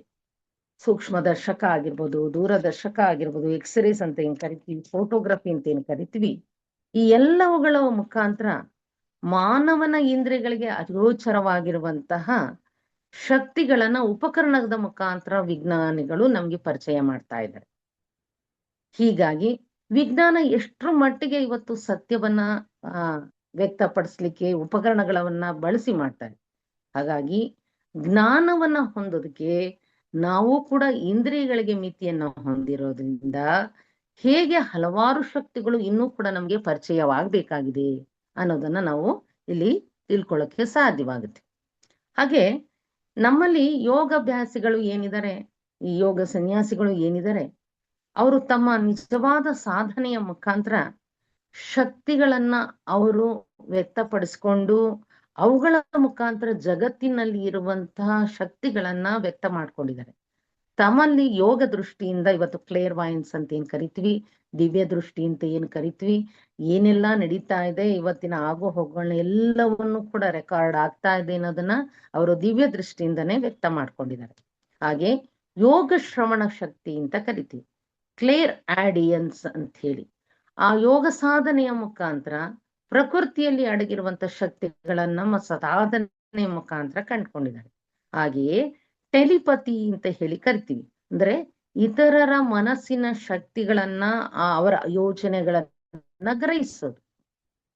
ಈ ಎಲ್ಲವೂ ಕೂಡ ಮನುಷ್ಯ ಸಹಜವಾಗಿ ತನ್ನ ಸಾಧನೆಗಳ ಮುಖಾಂತರ, ತನ್ನ ಇಚ್ಛಾಶಕ್ತಿಗಳ ಮುಖಾಂತರ, ನಮ್ಮಲ್ಲಿ ಏನು 7 ಚಕ್ರಗಳು ಇದೆ ಅವುಗಳನ್ನ ಆಕ್ಟಿವೇಟ್ ಮಾಡುವುದರ ಮುಖಾಂತರ ಇವತ್ತು ಸಾಕಷ್ಟು ತನ್ನಲ್ಲಿ ಬೆಳೆಸ್ಕೊಳ್ಳಕ್ಕೆ ಸಾಧ್ಯ ಆಗಿದೆ. ಹೀಗಾಗಿ ವೈಜ್ಞಾನಿಕ ಶಿಕ್ಷಣದ ಮುಖಾಂತರ ಕೂಡ ಇವತ್ತು ನಾವು ಸತ್ಯವನ್ನ ಪಡ್ಕೊಳ್ಬಹುದು ಅನ್ನೋದು ನಿಮ್ಮ ಹತ್ರಕ್ಕೆ ನಾನು ತರ್ತಾ ಇದ್ದೀನಿ. ಇನ್ನು ಹಾಗೆ ನಮ್ಮ ಗುಪ್ತ ವಿದ್ಯೆ ಅಥವಾ ಯೋಗ ದೃಷ್ಟಿಯಿಂದ ಕಂಡುಕೊಂಡಾಗ ನಮ್ಗೆ ಪರಿಚಯ ಆಗಿದೆ 7 ಲೋಕಗಳು ಇದೆ. ಸ್ಥೂಲದ ಲೋಕದಿಂದ ಆದಿಲೋಕದ ತನಕನೂ ಕೂಡ ಇದೆ. ಅಷ್ಟೂ ದೇಹಗಳು ಕೂಡ, ಸಪ್ತ ದೇಹಗಳು ಕೂಡ ಇದೆ. ಅದರಲ್ಲಿ ಮುಖ್ಯವಾಗಿ ನಾನು ಆತ್ಮಲೋಕದ ಕಡೆಗೆ ಹೊರಡ್ತೀನಿ. ಆತ್ಮಕೋಶ ಅಂತ ಹೇಳಿ ಕರಿತೀವಿ. ಅರೂಪದ ಮುಖಾಂತರ ಬುದ್ಧಿ ಲೋಕಕ್ಕೆ ಹೋಗಿ ಆತ್ಮದ ಒಂದು ಕೋಶವನ್ನ ಹೊಂದಿರುವಂತ ದೇಹ ಇದೆ. ಅಲ್ಲಿ ನಿಜವಾದಂತಹ ಆತ್ಮಲೋಕದಲ್ಲಿ ಜೀವಾತ್ಮನ ಉಪಕರಣ ಅಲ್ಲಿ ವ್ಯಕ್ತವಾಗುತ್ತೆ. ಜೀವಾತ್ಮನನ್ನ ನಾವು ಏನು ಮೇಲಿನದು ದೇಹ ಅಥವಾ ಅರೂಪ ಮನಸ್ಸು ಅಂತ ಕರಿತೀವಿ, ಸ್ವಸ್ಥಾನ ಅಂತ ಹೇಳಿ. ಆತ್ಮ, ಬುದ್ಧಿ, ಮನಸ್ಸು ಅಂತ ಏನು ಕರಿತೀವಿ, ಆತ್ಮಲೋಕದ ಮುಖಾಂತರ ಏನು ಬರುತ್ತೆ ಅಂತ ಹೇಳಿದ್ರೆ ಆತ್ಮಶಕ್ತಿಗಳು ವ್ಯಕ್ತವಾಗುತ್ತೆ. ಬುದ್ಧಿ ಲೋಕದ ಮುಖಾಂತರ ಬುದ್ಧಿ ಶಕ್ತಿಗಳು ಬರ್ತದೆ. ಹಾಗೆ ಕೆಳಗಿನ ಮನಸ್ಸಿನ ಮುಖಾಂತರ ನಮಗೆ ಯೋಚನೆಗಳು ಕೂಡ ವ್ಯಕ್ತ ಆಗುತ್ತೆ ಅನ್ನೋದು ಪರಿಚಯ ಇದೆ. ಆದ್ರೆ ಮುಖ್ಯವಾಗಿ ಅರೂಪ ಮನಸ್ಸಿನಿಂದ ಬರುವಂಥದ್ದು ನಿಸ್ವಾರ್ಥಯುತವಾದಂತ ಇಚ್ಛಾಶಕ್ತಿಗಳು. ಈ ಇಚ್ಛಾಶಕ್ತಿ ಅನ್ನೋದು ಅದಮ್ಯವಾದ ಶಕ್ತಿ. ನಮ್ಗಿದು ವ್ಯಕ್ತ ಆಗೋದಿಲ್ಲ. ಯಾಕೆಂದ್ರೆ ನಾವೆಲ್ಲರೂ ಕೂಡ ಇನ್ನ ಕೆಳಗಿನ ಮನಸ್ಸಿನಲ್ಲೇ ನಾವು ಜೀವಿತವನ್ನ ಮಾಡ್ತಾ ಇರೋದು. ರೂಪ ಮನಸ್ಸಿನ ಮುಖಾಂತರಗಳೇ ನಮ್ಮ ಆಲೋಚನೆಗಳು ಬಹುತೇಕ ನಮ್ಮ ಜನ್ಮದಲ್ಲಿ ಕಳೆದು ಬಿಡ್ತೀವಿ. ಹೀಗಾಗಿ ಆ ಇಚ್ಛಾಶಕ್ತಿ ಎಷ್ಟು ಅದಮ್ಯವಾದುದು ಅಂತ ಹೇಳಿದ್ರೆ ಅದು ಸುಮ್ಮನೆ ಹಠಮಾರಿತನದಿಂದ ಪಡ್ಕೊಳ್ಳೋದಲ್ಲ. ಸಹಜವಾದ ಸಾಧನೆಯ ಮುಖಾಂತರ, ಧ್ಯಾನ ಶಕ್ತಿಗಳ ಮುಖಾಂತರ ನಿಜವಾಗ್ಲೂ ಈ ಅದಮ್ಯ ಶಕ್ತಿಯನ್ನ ನಾವು ಹೊಂದೋದಕ್ಕೆ ಸಾಧ್ಯ ಇದೆ. ಇದನ್ನ ಇಚ್ಛಾಶಕ್ತಿ ಅನ್ನೋದು ವಿವೇಕದಿಂದ ಉದ್ಭವಿಸುವ ಒಂದು ಆತ್ಮಶಕ್ತಿ. ವಿವೇಕ ಅಂದ್ರೆ ಪರಮಗುರು ಚರಣ ಸನ್ನಿಧಿಯಲ್ಲಿ ನಾವು ತಿಳ್ಕೊಂಡಿದೀವಿ, ಉಚಿತಾನುಚಿತೋ ವಿವೇಕೋ ಉತ್ಪತ್ತಿ. ಯಾವುದು ಉಚಿತವಾದುದು, ಯಾವುದು ಅನುಚಿತವಾದದ್ದು, ಯಾವುದು ನಿಜವಾದ ಸ್ವಾರ್ಥವಾದ ಜೀವಿತವೋ ಅಥವಾ ಆ ಲೌಕಿಕವಾದ ಶಾಶ್ವತವಾದದ್ದು ಸೂಕ್ತವೋ, ಶಾಶ್ವತವಾದಂತ ಆತ್ಮಶಕ್ತಿಗಳನ್ನು ಹೊಂದಬೇಕು, ಅದೆಲ್ಲದೂ ನಮಗೆ ಬಿಟ್ಟಂತಹದ್ದು. ಹಾಗಾಗಿ ಯಾವುದೇ ರೀತಿಯಲ್ಲಿ ಇವತ್ತು ನಮ್ಮ ಗುಪ್ತ ದಿವ್ಯ ದೃಷ್ಟಿಯನ್ನು ಹೊಂದಿರೋರು ಇಚ್ಛಾಶಕ್ತಿಯ ಮುಖಾಂತರ ಈ ಶಕ್ತಿಗಳನ್ನೆಲ್ಲ ಕೂಡ ಹೊಂದಿರೋದವರು. ಅಷ್ಟನ್ನು ಕೂಡ ಅವರು ವಿವೇಕದಿಂದ ಮಾನವ ಕೋಟಿಗಾಗಿ ಯಾವ ಯಾವ ಸಂದರ್ಭಕ್ಕೆ ಯಾವ ಶಕ್ತಿಗಳನ್ನ ವ್ಯಕ್ತಪಡಿಸ್ಬೇಕು ಅಂತ ಹೇಳಿ ಆ ವಿವೇಕದ ಇಂಕಿದತೆನ ಹೊಂದಿ ಅದನ್ನ ನಮ್ಗಿಲ್ಲಿ ವ್ಯಕ್ತಪಡಿಸಿದ್ದಾರೆ. ಹೀಗಾಗಿ ನಮಗೆ ಅದು ಒಂದು ರೀತಿಯಲ್ಲಿ ಆಜ್ಞಾ ಚಕ್ರ ಅಂತ ಹೇಳಿ ಕರಿತೀವಿ. ನಾನು ಮುಂದೆ 7 ಚಕ್ರಗಳನ್ನ ಪರಿಚಯ ಮಾಡ್ತೀನಿ. ಆ ಆಜ್ಞಾ ಚಕ್ರದಲ್ಲಿ ಅದು ನಕ್ಷತ್ರದಂತೆ ಹೊಳಿತಾ ಇರ್ತದೆ. ಆ ಶಕ್ತಿ ನಿಜವಾದಂತ ಇಚ್ಛಾಶಕ್ತಿಯ ಮುಖಾಂತರ ನಿಸ್ವಾರ್ಥಯುತವಾದಂತಹ ಯಾರು ಆತ್ಮಶಕ್ತಿಯನ್ನ ಚೆನ್ನಾಗಿ ಬೆಳೆಸ್ಕೊಂಡಿರ್ತಾರೋ ಆ ಯೋಗಿಗಳು ಯಾರಿಂದ ಬೇಕಾದ್ರೂ ಕೆಲಸವನ್ನ ಮಾಡಿಸ್ಕೊಳ್ಳಕ್ಕೆ ಸಾಧ್ಯತೆ ಇರ್ತದೆ. ಅಷ್ಟ್ರ ಮಟ್ಟಿಗೆ ಅವರು ನಿಸ್ವಾರ್ಥ ಪ್ಯೂರ್ ಹಾರ್ಟ್, ಪರಿಶುದ್ಧವಾದ ಆತ್ಮಗಳು. ಅವುಗಳನ್ನ ಬೇರೆಯವರ ಮುಖಾಂತರ ಕೆಲಸವನ್ನ ಮಾಡ್ತಾರಂತೆ. ಲವಲವೇಶವೂ ಕೂಡ ಸ್ವಾರ್ಥ ಲೇಪನ ಅವರಲ್ಲಿ ಇರೋದಿಲ್ಲ. ಹೀಗಾಗಿ ಈ ಒಂದು ಆಲೋಕ ಅಂತ ಏನ್ ಕರಿತೀವಿ, ಎಲ್ಲವೂ ಪರಸ್ಪರ ಒಂದಕ್ಕೊಂದು ಸಂಬಂಧವನ್ನ ಹೊಂದಿದೆ ಅಂತ ನಮಗೆ ಗೊತ್ತಿದೆ. ಸಪ್ತ ದೇಹಗಳು ಕೂಡ ಪರಸ್ಪರ ಸಂಬಂಧಗಳನ್ನೇ ಹೊಂದಿರು. ಸ್ಥೂಲ ದೇಹ ಮತ್ತು ಆತ್ಮಕೋಶಗಳ ನಡುವೆ ಒಂದು ಸಂಬಂಧ ಇದೆ. ಕಾಮದೇಹ ಮತ್ತು ಬುದ್ಧಿ ಕೋಶಗಳ ನಡುವೆ, ಬುದ್ಧಿ ಶರೀರದ ನಡುವೆ ಒಂದು ಅನುಬಂಧ ಇದೆ. ಪರಸ್ಪರ ಪ್ರಭಾವವನ್ನ ನೇರವಾಗಿ ಬೀರ್ತದೆ. ಉದಾಹರಣೆಗೆ ಸ್ಥೂಲ ದೇಹ ಹೇಗೆ ಆತ್ಮಲೋಕದ ಮುಖಾಂತರ ಆತ್ಮ ಶರೀರದ ಮೇಲೆ ಪ್ರಭಾವ ಬೀರ್ತದೆ ಅಂದ್ರೆ, ಯಾವ ವ್ಯಕ್ತಿ ಇದೆಲ್ಲ ಸಹಜವಾದ ಯೋಗ ಸಾಧನೆಯ ಮುಖಾಂತರ ನಮ್ಮ ಒಳಗೆ ಹುದುಗಿರುವಂತ ಅಂತರ್ಶಕ್ತಿಗಳನ್ನ ಹೇಗೆ ನಾವು ವ್ಯಕ್ತಪಡಿಸ್ಕೊಳ್ಬಹುದು ಅನ್ನೋದಕ್ಕೆ ನಾನು ಈ ವೈಜ್ಞಾನಿಕವಾದಂತಹ ಅಂಶಗಳನ್ನ ನಿಮ್ ಮುಂದೆ ಇಡ್ತಾ ಇರೋದು. ಯಾವ ವ್ಯಕ್ತಿ ತನ್ನ ಸ್ಥೂಲ ದೇಹವನ್ನು ಸಂಪೂರ್ಣವಾಗಿ ಹತೋಟಿ, ಯಾವ ಸಾಧಕ ಆಗಿರ್ಬೋದು, ಯಾವ ನಮ್ಮ ಜೀವನ್ಮುಕ್ತರಾಗಿರ್ಬೋದು, ಅವರು ತಮ್ಮ ನಿಜವಾದ ಸ್ಥೂಲ ದೇಹಕ್ಕೆ ಬೇಕಾಗಿರುವಂತ ಆಹಾರ, ನಿದ್ರೆ, ವ್ಯಾಯಾಮ ಪೂರ್ಣವನ್ನ ತಮ್ಮ ಸ್ವಾಮಿತ್ವ ನಿಯಂತ್ರಣದಲ್ಲಿ ಇಟ್ಕೊಂಡಿರ್ತಾರೋ ಆಗ ಅವರು ಆ ಆತ್ಮಶಕ್ತಿಯನ್ನ ಅದ್ಭುತವಾಗಿ ಬಳಸ್ಕೊಳಕ್ಕೆ ಅವರು ಸಿದ್ಧವಾಗಿರ್ತಾರೆ. ಹಾಗಾಗಿ ಅವನಲ್ಲಿ ಇಚ್ಛಾಶಕ್ತಿ ಬೆಳೆದಿರ್ತಾರೆ. ನಾವು ಸ್ಥೂಲ ದೇಹವನ್ನ ನಮ್ಮ ಅಷ್ಟಾಂಗ ಪಥವೂ ಕೂಡ ಹೇಳುವುದು ಇದೆ. ಪತಂಜಲಿಯವರು ಯಮ ನಿಯಮಗಳ ಇಲ್ಲದೆ ನಾವು ಆ ಧ್ಯಾನದ ಸಮಾಧಿ ಸ್ಥಿತಿಯನ್ನು ಹೊಂದಲಿಕ್ಕೆ ಸಾಧ್ಯವಿಲ್ಲ. ಬೇಸಿಕಲಿ ತಳಹದಿ ರೂಪದಲ್ಲಿರುವಂತಹ ನಮ್ಮ ಸ್ಥೂಲ ದೇಹವನ್ನ ಶುದ್ಧೀಕರಣ ಮಾಡದ ಹೊರತು ಆ ಜೀವಾತ್ಮನ ಇಚ್ಛಾಶಕ್ತಿ ನಮ್ಮಲ್ಲಿ ವ್ಯಕ್ತವಾಗಲಿಕ್ಕೆ ಸಾಧ್ಯತೆ ಇಲ್ಲ. ಆದ್ರೆ ಸಾಧ್ಯತೆ ಇದೆ. ಯಾರು ಶಿಷ್ಯರು ಈ ಯೋಗ ಪಥದಲ್ಲಿ ಮುಂದೆ ಸಾಗಿ ನಿಜವಾದ ಇಚ್ಛಾಶಕ್ತಿಯ ಗುಣಗಳನ್ನ ಬೆಳೆಸ್ಕೊಳ್ಳಕ್ಕೆ ಪ್ರಯತ್ನ ಪಡ್ತಾನೋ ಆಗ ಅವನಿಗೆ ಈ ಸ್ಥೂಲ ದೇಹ ಮೊದಲನೇದಾಗಿ ಶುದ್ಧ ಮಾಡ್ಕೊಳ್ತಾನೆ. ಆನಂತರ ನಮ್ಮ ಎರಡನೆಯ ಕಾಮದೇಹ ಬುದ್ಧಿ ಲೋಕದ ಮೇಲೆ ಹೇಗೆ ಕೆಲಸವನ್ನ ಮಾಡ್ತದೆ. ನಮ್ಮಲ್ಲಿ ಏನಿದೆ, ಉನ್ನತವಾದ ಭಾವನೆಗಳು ನಮ್ಮ ಕಾಮದೇಹದಲ್ಲೂ ಇದೆ. ಅಂತೆಯೇ ನಮ್ಮ ಸ್ವಾರ್ಥಯುತವಾದ ಆಸೆಗಳು ಕೂಡ ಇದೆ. ಯಾವ ಉನ್ನತವಾದಂತಹದ್ದು ಪ್ರೇಮ, ಭಕ್ತಿ, ಕರುಣೆ, ಅನುಕಂಪೆ, ಸಹಾನುಭೂತಿ ಇವೆಲ್ಲವೂ ಕೂಡ ಬುದ್ಧಿ ದೇಹದಲ್ಲಿ ಪ್ರತಿಧ್ವನಿಸ್ತವಂತೆ. ಯಾರು ಈ ಸ್ಥೂಲ ಲೋಕದಲ್ಲಿ ಇಂತಹ ಗುಣಗಳ ಮುಖಾಂತರ ಜೀವಿತವನ್ನ ಮಾಡ್ತಾನೆ ಅಂಥದೇ ಅಲೆಗಳು ಅಲ್ಲಿ ಪ್ರತಿಧ್ವನಿಸ್ತವೆ. ಎಲ್ಲಿ? ಬುದ್ಧಿ ಲೋಕದ ಮಟ್ಟದಲ್ಲಿ. ಆಗ ಅದು ಪ್ರಭಾವ ಬೀರಿದಾಗ, ಆ ಸ್ಪಂದಗಳು ಅಲ್ಲಿ ಪ್ರಭಾವ ಬೀರಿದಾಗ ಉನ್ನತವಾದಂತಹ ರೀತಿಯ ಭಾವನೆಗಳನ್ನ ಹೊಂದುತ್ತಾನೆ. ಅಂತೆಯೇ ಯಾರು ನಿಸ್ವಾರ್ಥಯುತವಾದಂತಹ ರೂಪದೇಹದಲ್ಲಿ ಆಲೋಚನೆಗಳನ್ನ ಹೊಂದಿರ್ತಾನೆ ಅದು ಆ ಅರೂಪ ಮಟ್ಟದಲ್ಲಿ ಉತ್ತಮವಾದಂತ ಆಲೋಚನೆಗಳಾಗಿ ಪರಿವರ್ತನೆ ಮಾಡ್ತದೆ. ಹೀಗಾಗಿ ನಮ್ಮೆಲ್ಲರದ ಪ್ರತಿಯೊಬ್ಬರ ಜವಾಬ್ದಾರಿ ಏನು ಅಂತ ಹೇಳಿದ್ರೆ, ನಮ್ಮ ಒಳಗೆ ಹುದುಗಿರುವಂತ ಶಕ್ತಿಗಳು ನಮ್ಮಲ್ಲಿ ಇದೆ, ಅದನ್ನ ನಾವೇ ಹೊಂದಬೇಕು. ಸಹಜವಾಗಿ ನಮ್ಮ ಸಾಧನೆಯ ಮುಖಾಂತರ ನಾವು ವಿಕಾಸವನ್ನ ಮಾಡ್ಕೊಳ್ಬೇಕೇ ವಿನಃ ವಿರೂಪಗೊಳಿಸುವುದ್ರ ಮುಖಾಂತರ, ಅಶಾಶ್ವತವಾದಂತಹ ವಿಚಾರಗಳ ಕಡೆಗೆ ಗಮನಿಸುವುದರ ಮುಖಾಂತರ ನಾವು ಪ್ರಯತ್ನ ಪಡಬಾರದು. ಇದು ನಮ್ಮಲ್ಲಿ ಇರುವಂತ ಅಂತರ್ಗತವಾದಂತ ಸಾಕಷ್ಟು ಶಕ್ತಿಗಳು ಇದೆ. ಅದಕ್ಕೆ ನಾವು ಮೊದಲು ಸ್ಥೂಲ ದೇಹವನ್ನ ಪರಿಶುದ್ಧ ಮಾಡಬೇಕು, ಕಾಮದೇಹವನ್ನ ಪರಿಶುದ್ಧ ಮಾಡಬೇಕು. ಹಾಗೆ ಮನೋದೇಹದ ಶುದ್ಧಿಯನ್ನ ಮಾಡಿದಾಗ ಅದರ ಪ್ರತಿಧ್ವನ ರೂಪವಾಗಿ ಬುದ್ಧಿ, ಆತ್ಮ, ಅರೂಪ ದೇಹಗಳು ಜೀವಾತ್ಮನ ಉತ್ತಮ ಉಪಕರಣಗಳಾಗಿ ಕೆಲಸ ಮಾಡ್ತವೆ. ಆಗ ನಿಜವಾದ ಸಾಧನೆಯನ್ನ ಮಾಡಿರುವಂಥವನು ಆ ಯೋಗ ದೃಷ್ಟಿಯಿಂದ, ಏನ್ ಕ್ಲೇರ್ ವಯನ್ಸ್ ಅಂತ ಹೇಳಿದ್ವಿ, ದಿವ್ಯ ದೃಷ್ಟಿಯ ಅಂಶಗಳನ್ನು ಹೊಂದಿರುವಂತ ಮುಂದಿನ ಸಾಧನೆಯ ಕಡೆಗೆ ಸಾಗಲಿಕ್ಕೆ ಸಾಧ್ಯತೆ ಇದೆ. ಇನ್ನ ಮುಂದೆ ನಾವು ಏನನ್ನ ಇವತ್ತು ಸೈನ್ಸು ಇಷ್ಟು ಕೂಡ ನಮ್ಮ ಯೋಗ ಸಾಧನೆಯನ್ನ ಮಾಡಿರುವಂತವ್ರು ಸಾಕಷ್ಟು ರೀತಿಯಲ್ಲಿ ನಮ್ಮಲ್ಲಿ ಶಕ್ತಿಗಳಿದೆ ಅಂತ ಪರಿಚಯ ಮಾಡ್ಕೊಂಡ್ವಿ. ಇನ್ನ ಇವತ್ತು ವಿಜ್ಞಾನ ಉಪಕರಣಗಳ ಮುಖಾಂತರ ಇನ್ನೂ ವಿಶೇಷವಾದ ಶಕ್ತಿಗಳನ್ನ ಇವತ್ತು ವ್ಯಕ್ತಪಡಿಸ್ತಾ ಇದೆ. ನಮ್ಮ ಏನು ಎಷ್ಟೊಂದು ಉಪಕರಣಗಳು ಏನಿದೆ, ಆ ಉಪಕರಣಗಳ ಒಂದು ಪ್ರಯೋಗ ಇವತ್ತು ನಡೀತಾ ಇದೆ. ಮೊದಲನೇದಾಗಿ ನಾನು ಒಂದು ಕೀರ್ಲಿಯನ್ ಫೋಟೋಗ್ರಫಿ ಅಂತ ನಮ್ಗೆಲ್ರಿಗೂ ಪರಿಚಯ ಇದೆ. ಹೇಗೆ ಅಮೆರಿಕಾದಲ್ಲಿ ಇದಕ್ಕೆ ಒಂದು ಸಂಶೋಧನೆಯನ್ನ ಮಾಡಿದ್ದಾರೆ ಅಂತ ಹೇಳಿದ್ರೆ, ಮನಸ್ಸಿನ ಆಲೋಚನೆಗಳನ್ನ ದಾಖಲಿಸಿಕೊಳ್ಳುವಂತ ಒಂದು ಪ್ರಯೋಗ ಇವತ್ತು ನಡೆದಿದೆ ಅಮೆರಿಕಾದಲ್ಲಿ.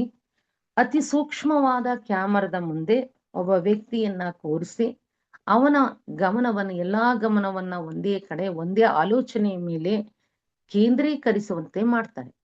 ಆ ಕೇಂದ್ರೀಕರಿಸುವಂತೆ ಮಾಡಿದಾಗ ಆತನ ಮುಂದೆ ಆತನ ಎಲ್ಲಾ ಗಮನ ಯಾವ್ದಾರು ವಸ್ತು, ಚಾಕು ಆಗಿರ್ಬೋದು, ಯಾವ್ದಾರು ಒಂದು ವಸ್ತುವನ್ನ ಕೊಟ್ಟು ಅದರ ಕಡೆಗೆ ಕ್ಯಾಮ್ರಾವನ್ನ ಫೋಕಸ್ ಮಾಡಿ ಅದನ್ನ ದಾಖಲೆ ಮಾಡ್ತಾರೆ. ಆಗ ಅವನ ಮನಸ್ಸಿನಲ್ಲಿ ಇರುವಂತಹ ಆಲೋಚನೆಗಳು ಯಾವ ಮಟ್ಟದಲ್ಲಿ ಇದೆ ಅನ್ನೋದನ್ನ ನಿಜವಾಗ್ಲೂ ಕೂಡ ಸೆರೆ ಹಿಡಿದಿದೆ ಇವತ್ತು ಕೀರ್ಲಿಯನ್ ಫೋಟೋಗ್ರಫಿ. ಆತ ಅತೀವ ಕಂಪನ ಉಳ್ಳಂತ ಒಂದು ವಿದ್ಯುತ್ ವಲಯಗಳ ಮುಖಾಂತರ ಆ ಫೋಟೋಗ್ರಫಿಯನ್ನ ಕ್ಯಾಪ್ಚರ್ ಮಾಡ್ತಾನೆ. ಮಾಡಿದಾಗ ಆ ವ್ಯಕ್ತಿ ಯಾರನ್ನಲ್ಲಿ ಕೂರಿಸಿರ್ತಾರೋ ಫೋಟೋಗ್ರಫಿಯ ಮುಂದೆ ಆತ ಹೊರ ಚಾಚಿರುವಂತ ಕೈ ಬೆರಳುಗಳ ಛಾಯೆಯ ಮುಖಾಂತರ ಅವನಲ್ಲಿ ಇರುವಂತಹ ಒಂದು ಆಶೆಗಳು, ಆಲೋಚನೆಗಳ ಎಲ್ಲವೂ ಕೂಡ ಅಲ್ಲಿ ಅಲೆಗಳ ಮುಖಾಂತರ, ಸ್ಪಂದಗಳ ಮುಖಾಂತರ ವ್ಯಕ್ತವಾಗ್ತದಂತೆ. ಇದು ನಿಜವಾಗ್ಲೂ ಕೂಡ ಪ್ರಯೋಗವನ್ನ ಮಾಡ್ತಾರೆ. ಜೀವಂತವಾಗಿರುವಂತಹ ಒಂದು ಪ್ರಯೋಗವನ್ನ ಮಾಡಿ ಆ ವ್ಯಕ್ತಿಯ ಮನಸ್ಥಿತಿ ಹೇಗಿದೆ ಅನ್ನೋದನ್ನ ಇವತ್ತು ಕೀರ್ಲಿಯನ್ ಫೋಟೋಗ್ರಫಿ ಮಾಡಿದೆ. ಹಾಗೆಯೇ ಆ ಒಂದು ಫೋಟೋಗ್ರಫಿಯನ್ನ ಒಂದು ಹೊಸದಾಗಿ ಕಿತ್ತ ಎಲೆಯ ರಂಧ್ರಗಳಿಗೆ ಕೂಡ ಅಳವಡಿಸಿದಾಗ ಬಹಳ ಫ್ರೆಶ್ ಆಗಿರುವಂತ ಎಲೆಗಳೆಲ್ಲ ಆದ್ರೆ ಬಹಳಷ್ಟು ಶಕ್ತಿಗಳು ಕೂಡ ಹೊಳಪನ್ನ ಕೊಡ್ತಂತೆ. ಅದೇ ರೋಗಗ್ರಸ್ತ ಬಾಡಿ ಹೋಗಿರುವಂತ ಎಲೆಗಳ ಮುಂದೆ ಪರೀಕ್ಷೆಗೆ ಒಳಪಡಿಸಿದಾಗ ಅದು ಬೇರೆಯ ರೀತಿಯದೇ ಒಂದು ಫೋಟೋ ಅಲ್ಲಿ ದಾಖಲಾಯ್ತಂತೆ. ಅಂತೆಯೇ ಈ ರೋಗಗ್ರಸ್ತ ವ್ಯಕ್ತಿಯ ಮುಖಾಂತರ ಆ ವ್ಯಕ್ತಿ ರೋಗಗ್ರಸ್ತನಾಗಿದ್ದಾನ ಅಂತ ಹೇಳಿ ಆ ಬೆರಳುಗಳ ತುದಿಗಳ ಮುಖಾಂತರವೇ ಅವನ ಆರೋಗ್ಯ ಸ್ಥಿತಿಯನ್ನ ಇವತ್ತು ಕಂಡುಹಿಡಿಯಲಿಕ್ಕೆ ಸಾಧ್ಯವಾಗಿದೆ ಅಂತೆ. ಕೀರ್ಲಿಯನ್ ಫೋಟೋಗ್ರಫಿ ಇವತ್ತು ಬಹಳಷ್ಟು ಮುಂದುವರೆದಿದೆ. ಅದು ಆ ವ್ಯಕ್ತಿಯ ಭಾವನೆ, ಆಲೋಚನೆಗಳು ಎಷ್ಟು ಶುದ್ಧವಾಗಿದೆ, ಅಶುದ್ಧವಾಗಿದೆ, ಇವೆಲ್ಲವನ್ನು ಕೂಡ ಆತ ಆ ಕೀರ್ಲಿಯನ್ ಫೋಟೋಗ್ರಫಿಯಲ್ಲಿ ಕ್ಯಾಪ್ಚರ್ ಆಗುತ್ತೆ.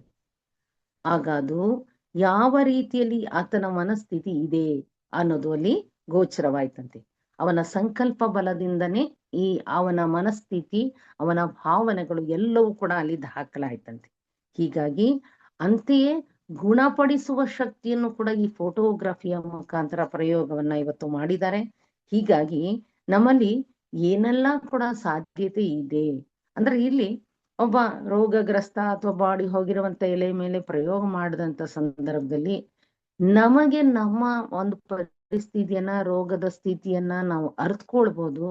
ಅದಕ್ಕೆ ನಾವು ಏನು ಮಾಡಬೇಕು, ಅದಕ್ಕೆ ಕಾರಣಗಳನ್ನ ಹೊಂದಿ ಆ ಒಂದು ಪರಿಹಾರವನ್ನ ಅಥವಾ ಉತ್ತಮವಾದಂತ ಆರೋಗ್ಯಯುತವಾದಂತ ರೀತಿಯ ಗುಣಗಳನ್ನ ಹೇಗೆ ನಾವು ಅದಕ್ಕೆ ಕೊಟ್ಟಾಗ ನಮ್ಮ ಆರೋಗ್ಯ ಅದು ಸ್ವಾಸ್ಥ್ಯದ ಕಡೆಗೆ ಹೊರಡುತ್ತೆ ಅನ್ನೋದು ಕೂಡ ಈ ಕೀರ್ಲಿಯನ್ ಫೋಟೋಗ್ರಫಿಯ ಮುಖಾಂತರ ವ್ಯಕ್ತಪಡಿಸ ಇದು ನಿಧಾನವಾಗಿ ಇವತ್ತು ಪ್ರಸಿದ್ಧಿಯನ್ನ ಪಡಿತಾ ಇದೆ ಅಂತ ಅಮೆರಿಕಾದಲ್ಲಿ. ಹಾಗಾಗಿ ನಮ್ಮಲ್ಲಿ ಇಷ್ಟೆಲ್ಲಾ ಉಪಕರಣಗಳ ಮುಖಾಂತರ ಇವತ್ತು ನಮ್ಮಲ್ಲಿ ಇರುವಂತ ಶಕ್ತಿಗಳು ಹೇಗೆ ಕೆಲಸವನ್ನ ಮಾಡುತ್ತೆ, ಸ್ಪಂದಗಳ ಮುಖಾಂತರ ನಮ್ಮ ಆರೋಗ್ಯದ ಸ್ಥಿತಿ ಅಥವಾ ಸ್ಥೂಲ ಶರೀರವನ್ನ ಹೇಗೆ ನಿಭಾಯಿಸ್ಕೊಳ್ಬಹುದು ಅನ್ನೋದನ್ನಿಲ್ಲಿ ಇವತ್ತು ಜೀವ ರಸಾಯನ ತಜ್ಞರು ಕಂಡುಕೊಂಡು ಈ ವಿಚಾರವನ್ನ ಕೊಟ್ಟರದು. ಹಾಗೆಯೇ ಮತ್ತೊಂದು ನಮ್ಗೆ ಈಥರಿಕ್ ಡಬಲ್ ಅಂತ, ಅತಿವಾಯು ತತ್ವ ಅಂತ ಹೇಳಿ ನಾವು ತಿಳ್ಕೊಂಡಿದ್ವಿ. ಸ್ಥೂಲ ದೇಹದ ಅತಿ ಕೊನೆಯ ಒಂದು ಪ್ರಕೃತಿಯ ತತ್ವ ಅಂತ ಹೇಳಿ.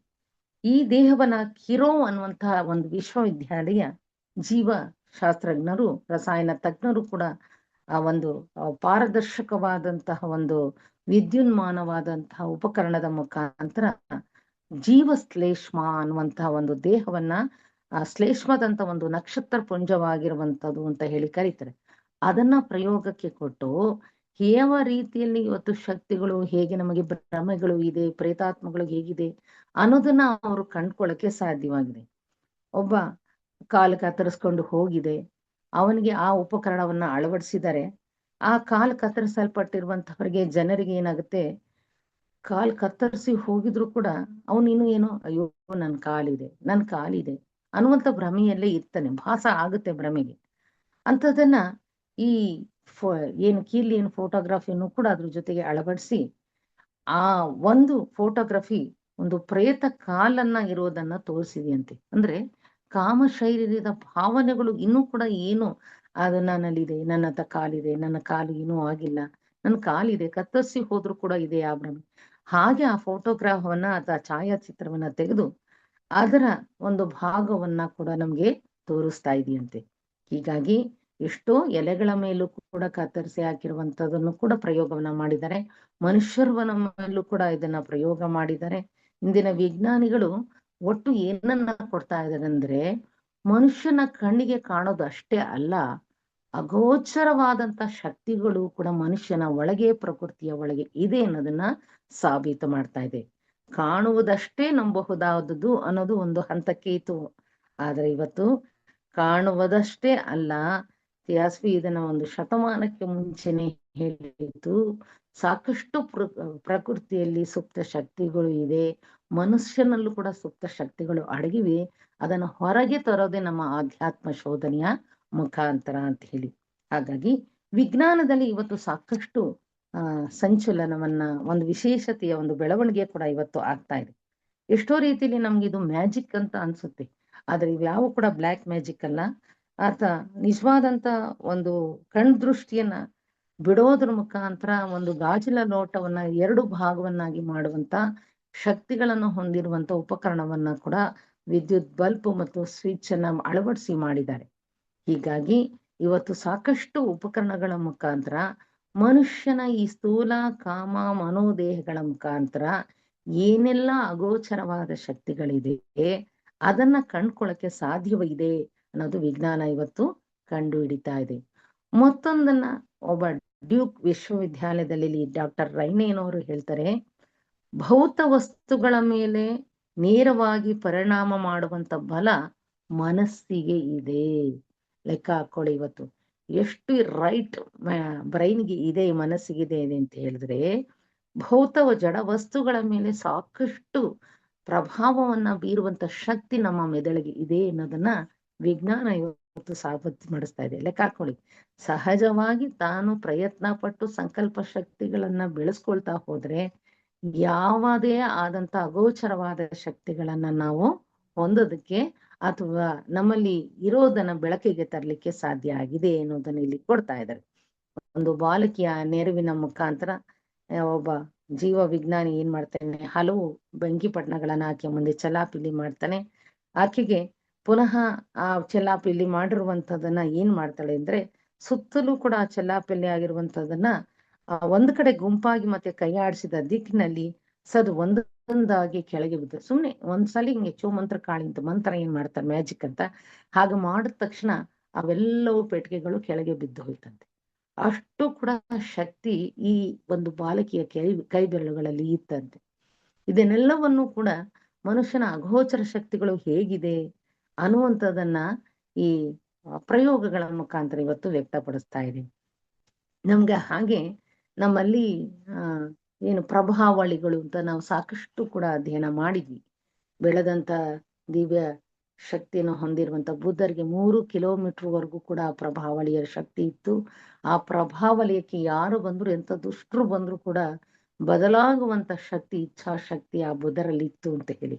ಹಾಗೆ ಇವತ್ತು ಈ ಎಷ್ಟೋ ದೇಶಗಳಲ್ಲಿ, ಮುಖ್ಯವಾಗಿ ಕೆನಡಾ ದೇಶದ ನರವಿಜ್ಞಾನಿಗಳು ಒಂದು ವಲಯ ಮಾಪನ ಯಂತ್ರವನ್ನ ಸಂಶೋಧನೆ ಮಾಡಿದಾರಂತೆ. ವಲಯ ಪ್ರಭಾವಳಿ ಅಂತ ಏನ್ ಕರಿತಿ, ಆ ಯಂತ್ರವನ್ನ ಅಳವಡಿಸಿ ಒಂದು ರೋಗಿಯಿಂದ ಸ್ವಲ್ಪ ದೂರದಲ್ಲಿ ಇಟ್ಟು, ಅವನು ಒಂದು ಕಾಯಿಲೆಗೆ ಅಟ್ಯಾಕ್ ಆಗಿದ್ದಾನೆ, ಅಥವಾ ಯಾವುದೋ ಒಂದು ಕ್ರಾನಿಕ್ ಡಿಸೀಸ್ ಅಥವಾ ಕ್ಯಾನ್ಸರ್ ಆಗಿರ್ಬೋದು, ಅಥವಾ ಇನ್ಯಾವುದೋ ಒಂದು ಸ್ಟ್ರೋಕ್ ಆಗಿರ್ಬೋದು, ಆ ರೋಗಿಯ ಮುಂದೆ ಆ ಒಂದು ವಲಯ ಮಾಪನ ಯಂತ್ರವನ್ನ ಅಳವಡಿಸಿ ಅವನಿಗೆ ಯಾವ ಮಟ್ಟದಲ್ಲಿ ಆತಂಕ ಇದೆ, ಅವನ ಯೋಚನೆಗಳು ಯಾವ ಕಡೆ ಸಾಗ್ತಾ ಇದೆ, ಅವನಿಗೆ ಮಧ್ಯಮವಾಗಿದೆ, ನಾರ್ಮಲ್ ಸ್ಥಿತಿ ಇದೆಯೋ, ಇವನ್ನೆಲ್ಲವನ್ನು ಕೂಡ ಈ ವಲಯ ಮಾಪನ ಯಂತ್ರ ಮುಖಾಂತರ ಅವನ ಒಳಗೆ ಆಗ್ತಾ ಇರುವಂತ ಆಲೋಚನೆಗಳು, ಆತಂಕಗಳು ಅಂದ್ರೆ ಭಾವನೆಗಳು ಯಾವ ನಿಟ್ಟಿನಲ್ಲಿ ನಡೀತಾ ಇದೆ ಅನ್ನೋದನ್ನು ಕೂಡ ಅಲ್ಲಿ ಆ ಫೋಟೋಗ್ರಫಿ ವ್ಯಕ್ತಪಡಿಸುತ್ತಂತೆ. ಈ ಸಂಶೋಧನೆ ನಿಜವಾಗ್ಲೂ ಕೂಡ ಹೇಗೆ ನಮ್ಮ ಥಿಯಾಸಫಿಗೆ ಎಷ್ಟು ಸೂಕ್ತ ಆಗುತ್ತೆ ನೋಡಿ. ಆ ಪ್ರಭಾವಲಯದಲ್ಲಿ ಎಷ್ಟು ಅದಕ್ಕೆ ಕ್ಯಾಪ್ಚರ್ ಮಾಡ್ಕೊಳಕ್ಕೆ ಸಾಧ್ಯ ಇದೆ, ಇವನ ಆ ಒಂದು ಸ್ಪಂದಗಳು ಹೇಗಿದೆ ಅದು ಅದ್ರ ಮುಖಾಂತರ ಅಲ್ಲಿ ವ್ಯಕ್ತವಾಗುತ್ತೆ. ಹೀಗಾಗಿ ಈ ಮಾನವ ದೇಹದಲ್ಲಿ ಏನೇನು ಭೌತ ದೇಹದಲ್ಲಿ ಇವತ್ತು ನಡೀತಾ ಇದೆ, ಅವನ ಮನಸ್ಸಿನಲ್ಲಿ ನಡೀತಾ ಇದೆ, ಈ ಎಲ್ಲವನ್ನು ಕೂಡ ಆರೋಗ್ಯ ಉಪಕರಣಗಳನ್ನಾಗಿ ಇವತ್ತು ಡಾಕ್ಟರ್ಸ್ ಬಳಸ್ತಾ ಇದ್ದಾರೆ ಅಂತ ಹೇಳಿ ಕರಿತಾ ಇದ್ದಾರೆ. ಈ ಪ್ರಭಾವಲಯ ಏನಿದೆ ಇವತ್ತು ಡಾಕ್ಟರ್ಸ್ ಬಳಸ್ತಾ ಇರೋದು, ಯಾವುದೇ ಪ್ರವಾಹದಿಂದ ಅಥವಾ ಪ್ರಭಾವ ಅಥವಾ ಗಾಳಿಯ ಪ್ರಭಾವ ಯಾವುದಕ್ಕೂ ಕೂಡ ಅದು ವಿಚಲಿತವಾಗುವುದಂತೆ, ಸ್ಟಿಕಾನ್ ಆಗಿರುತ್ತಂತೆ. ಹಾಗೆ ಅದು ಚರ್ಮಕ್ಕೆ ಹತ್ತಿರವಾಗಿ ಹಿಡಿದಾಗ ಅಯಸ್ಕಾಂತದ ಮುಖಾದರ ರೀತಿಯಲ್ಲಿ ಅದು ಆ ಒಂದು ಫೋಟೋಗ್ರಫಿಯನ್ನ ಸೆರೆ ಹಿಡಿಯುತ್ತದೆ. ಅವನಲ್ಲಿರುವಂತ ವೈಬ್ರೇಷನ್ಸ್ ಅನ್ನ, ಅವನ ಭಾವನೆಗಳನ್ನ ಅದು ಸೆರೆ ಹಿಡಿತಾ ಹೋಗುತ್ತೆ. ಇದಿಷ್ಟು ಕೂಡ ವಿಜ್ಞಾನದಲ್ಲಿ ಸಾಕಷ್ಟು ಇವತ್ತು ಕಂಡುಹಿಡಿಯುವಂತ ಅವನ ಶಕ್ತಿಗಳನ್ನ ಹೇಗೆ ಉಪಕರಣಗಳು ಕೊಡ್ತಾ ಇದೆ. ಹಾಗೆ ಇನ್ನೊಂದು ಐಂದ್ರಿಯಾತೀತ ಗ್ರಹಿಕೆ ಅಂತ ಹೇಳಿ ಮತ್ತೊಂದು ESP ಅಂತ ಹೇಳಿ ಕರೀತಾರೆ. ಒಂದು ಮಾನವನ ಪ್ರಜ್ಞಾ ಸಾಮರ್ಥ್ಯಕ್ಕೆ ಅತಿ ಮುಖ್ಯವಾಗಿ ಇತ್ತೀಚೆಗೆ ಕಂಡಿರುವ ಒಂದು ದೂರಗ್ರಹಿಕೆ ಅಂತ ಹೇಳಿ ಒಂದು ಉಪಕರಣ, ಅಶರೀರವಾಣಿ ಅಥವಾ ಭವಿಷ್ಯವಾಣಿ ಅಂತ ಹೇಳಿ ಈ ESPಗೆ ಇವತ್ತು ಉದಾಹರಣೆಗಳನ್ನ ಕೊಡ್ತಾ ಇದ್ದಾರೆ. ಇದು ಅರೆ ಮನೋವಿಜ್ಞಾನಕ್ಕೆ ಪ್ಯಾರಾ ಸೈಕಾಲಜಿ ಅಂತ ಏನ್ ಕರಿತೀವಿ ಅದಕ್ಕೆ ಸಂಬಂಧಪಟ್ಟಂತಹ ಒಂದು ವಿಷಯಗಳನ್ನ ಗ್ರಹಿಸುತ್ತೆ. ದೂರದಲ್ಲಿ ಇರುವಂತಹವರ ಭಾವನೆಗಳು ಹೇಗಿದೆ, ಅವರ ಆಲೋಚನೆಗಳು ಹೇಗಿದೆ, ಅವರು ಹೇಗೆ ಅವರ ಸ್ವಭಾವಗಳನ್ನ ಹೊಂದಿದ್ದಾರೆ, ಈ ಎಲ್ಲವನ್ನು ಕೂಡ ಆ ಉಪಕರಣ ಅಧ್ಯಯನ ಮಾಡ್ತದಂತೆ.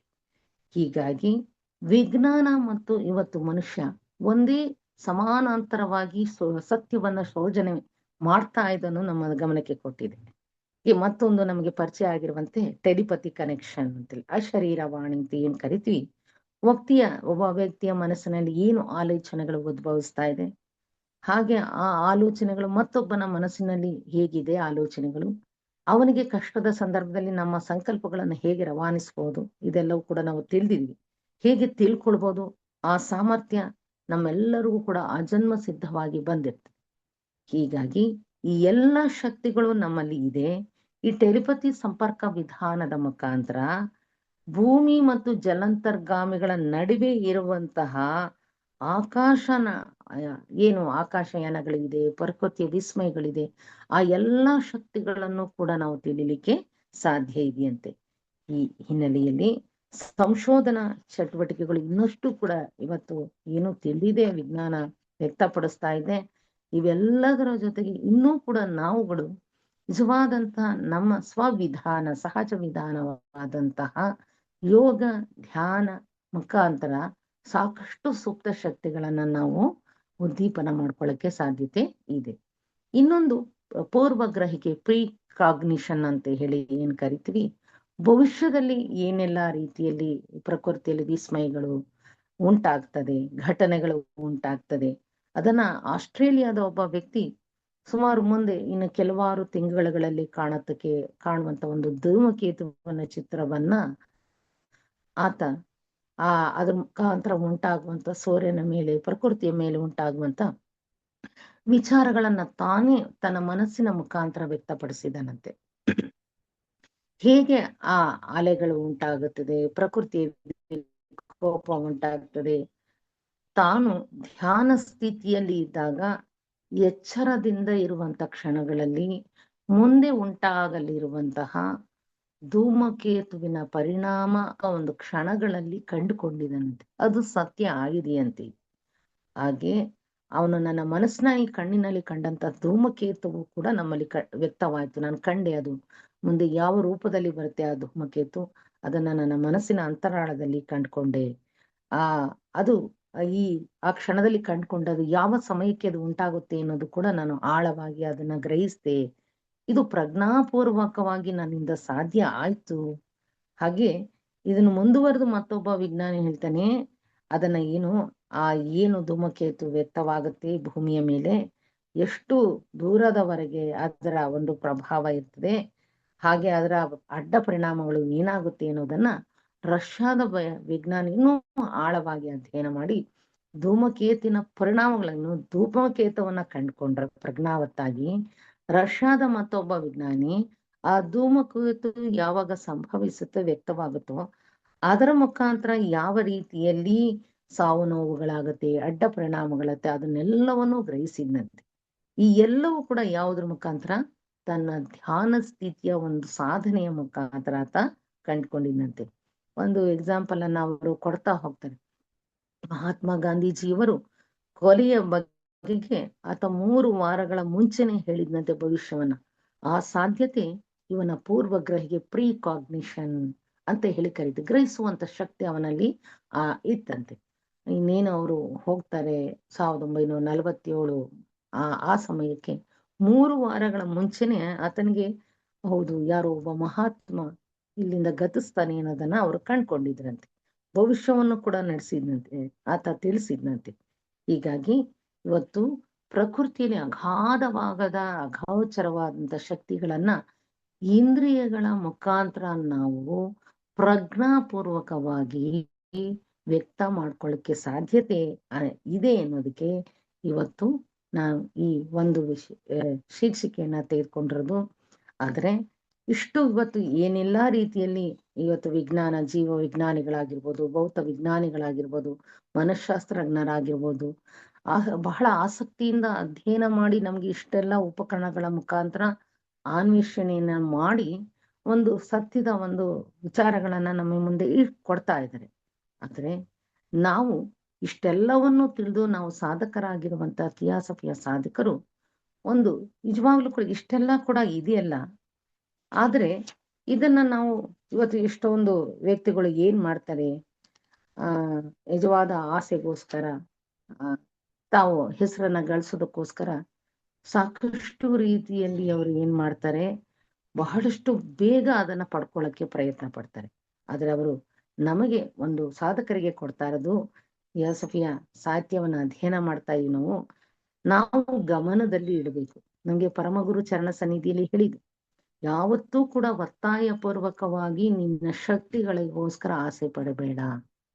ಶಕ್ತಿಗಳನ್ನ ಹೊಂದೋದಕ್ಕೆ ನೀನು ಮನಶಕ್ತಿಗಳಿಗೆ ಆಶೆಯನ್ನ ಪಡಬೇಡ.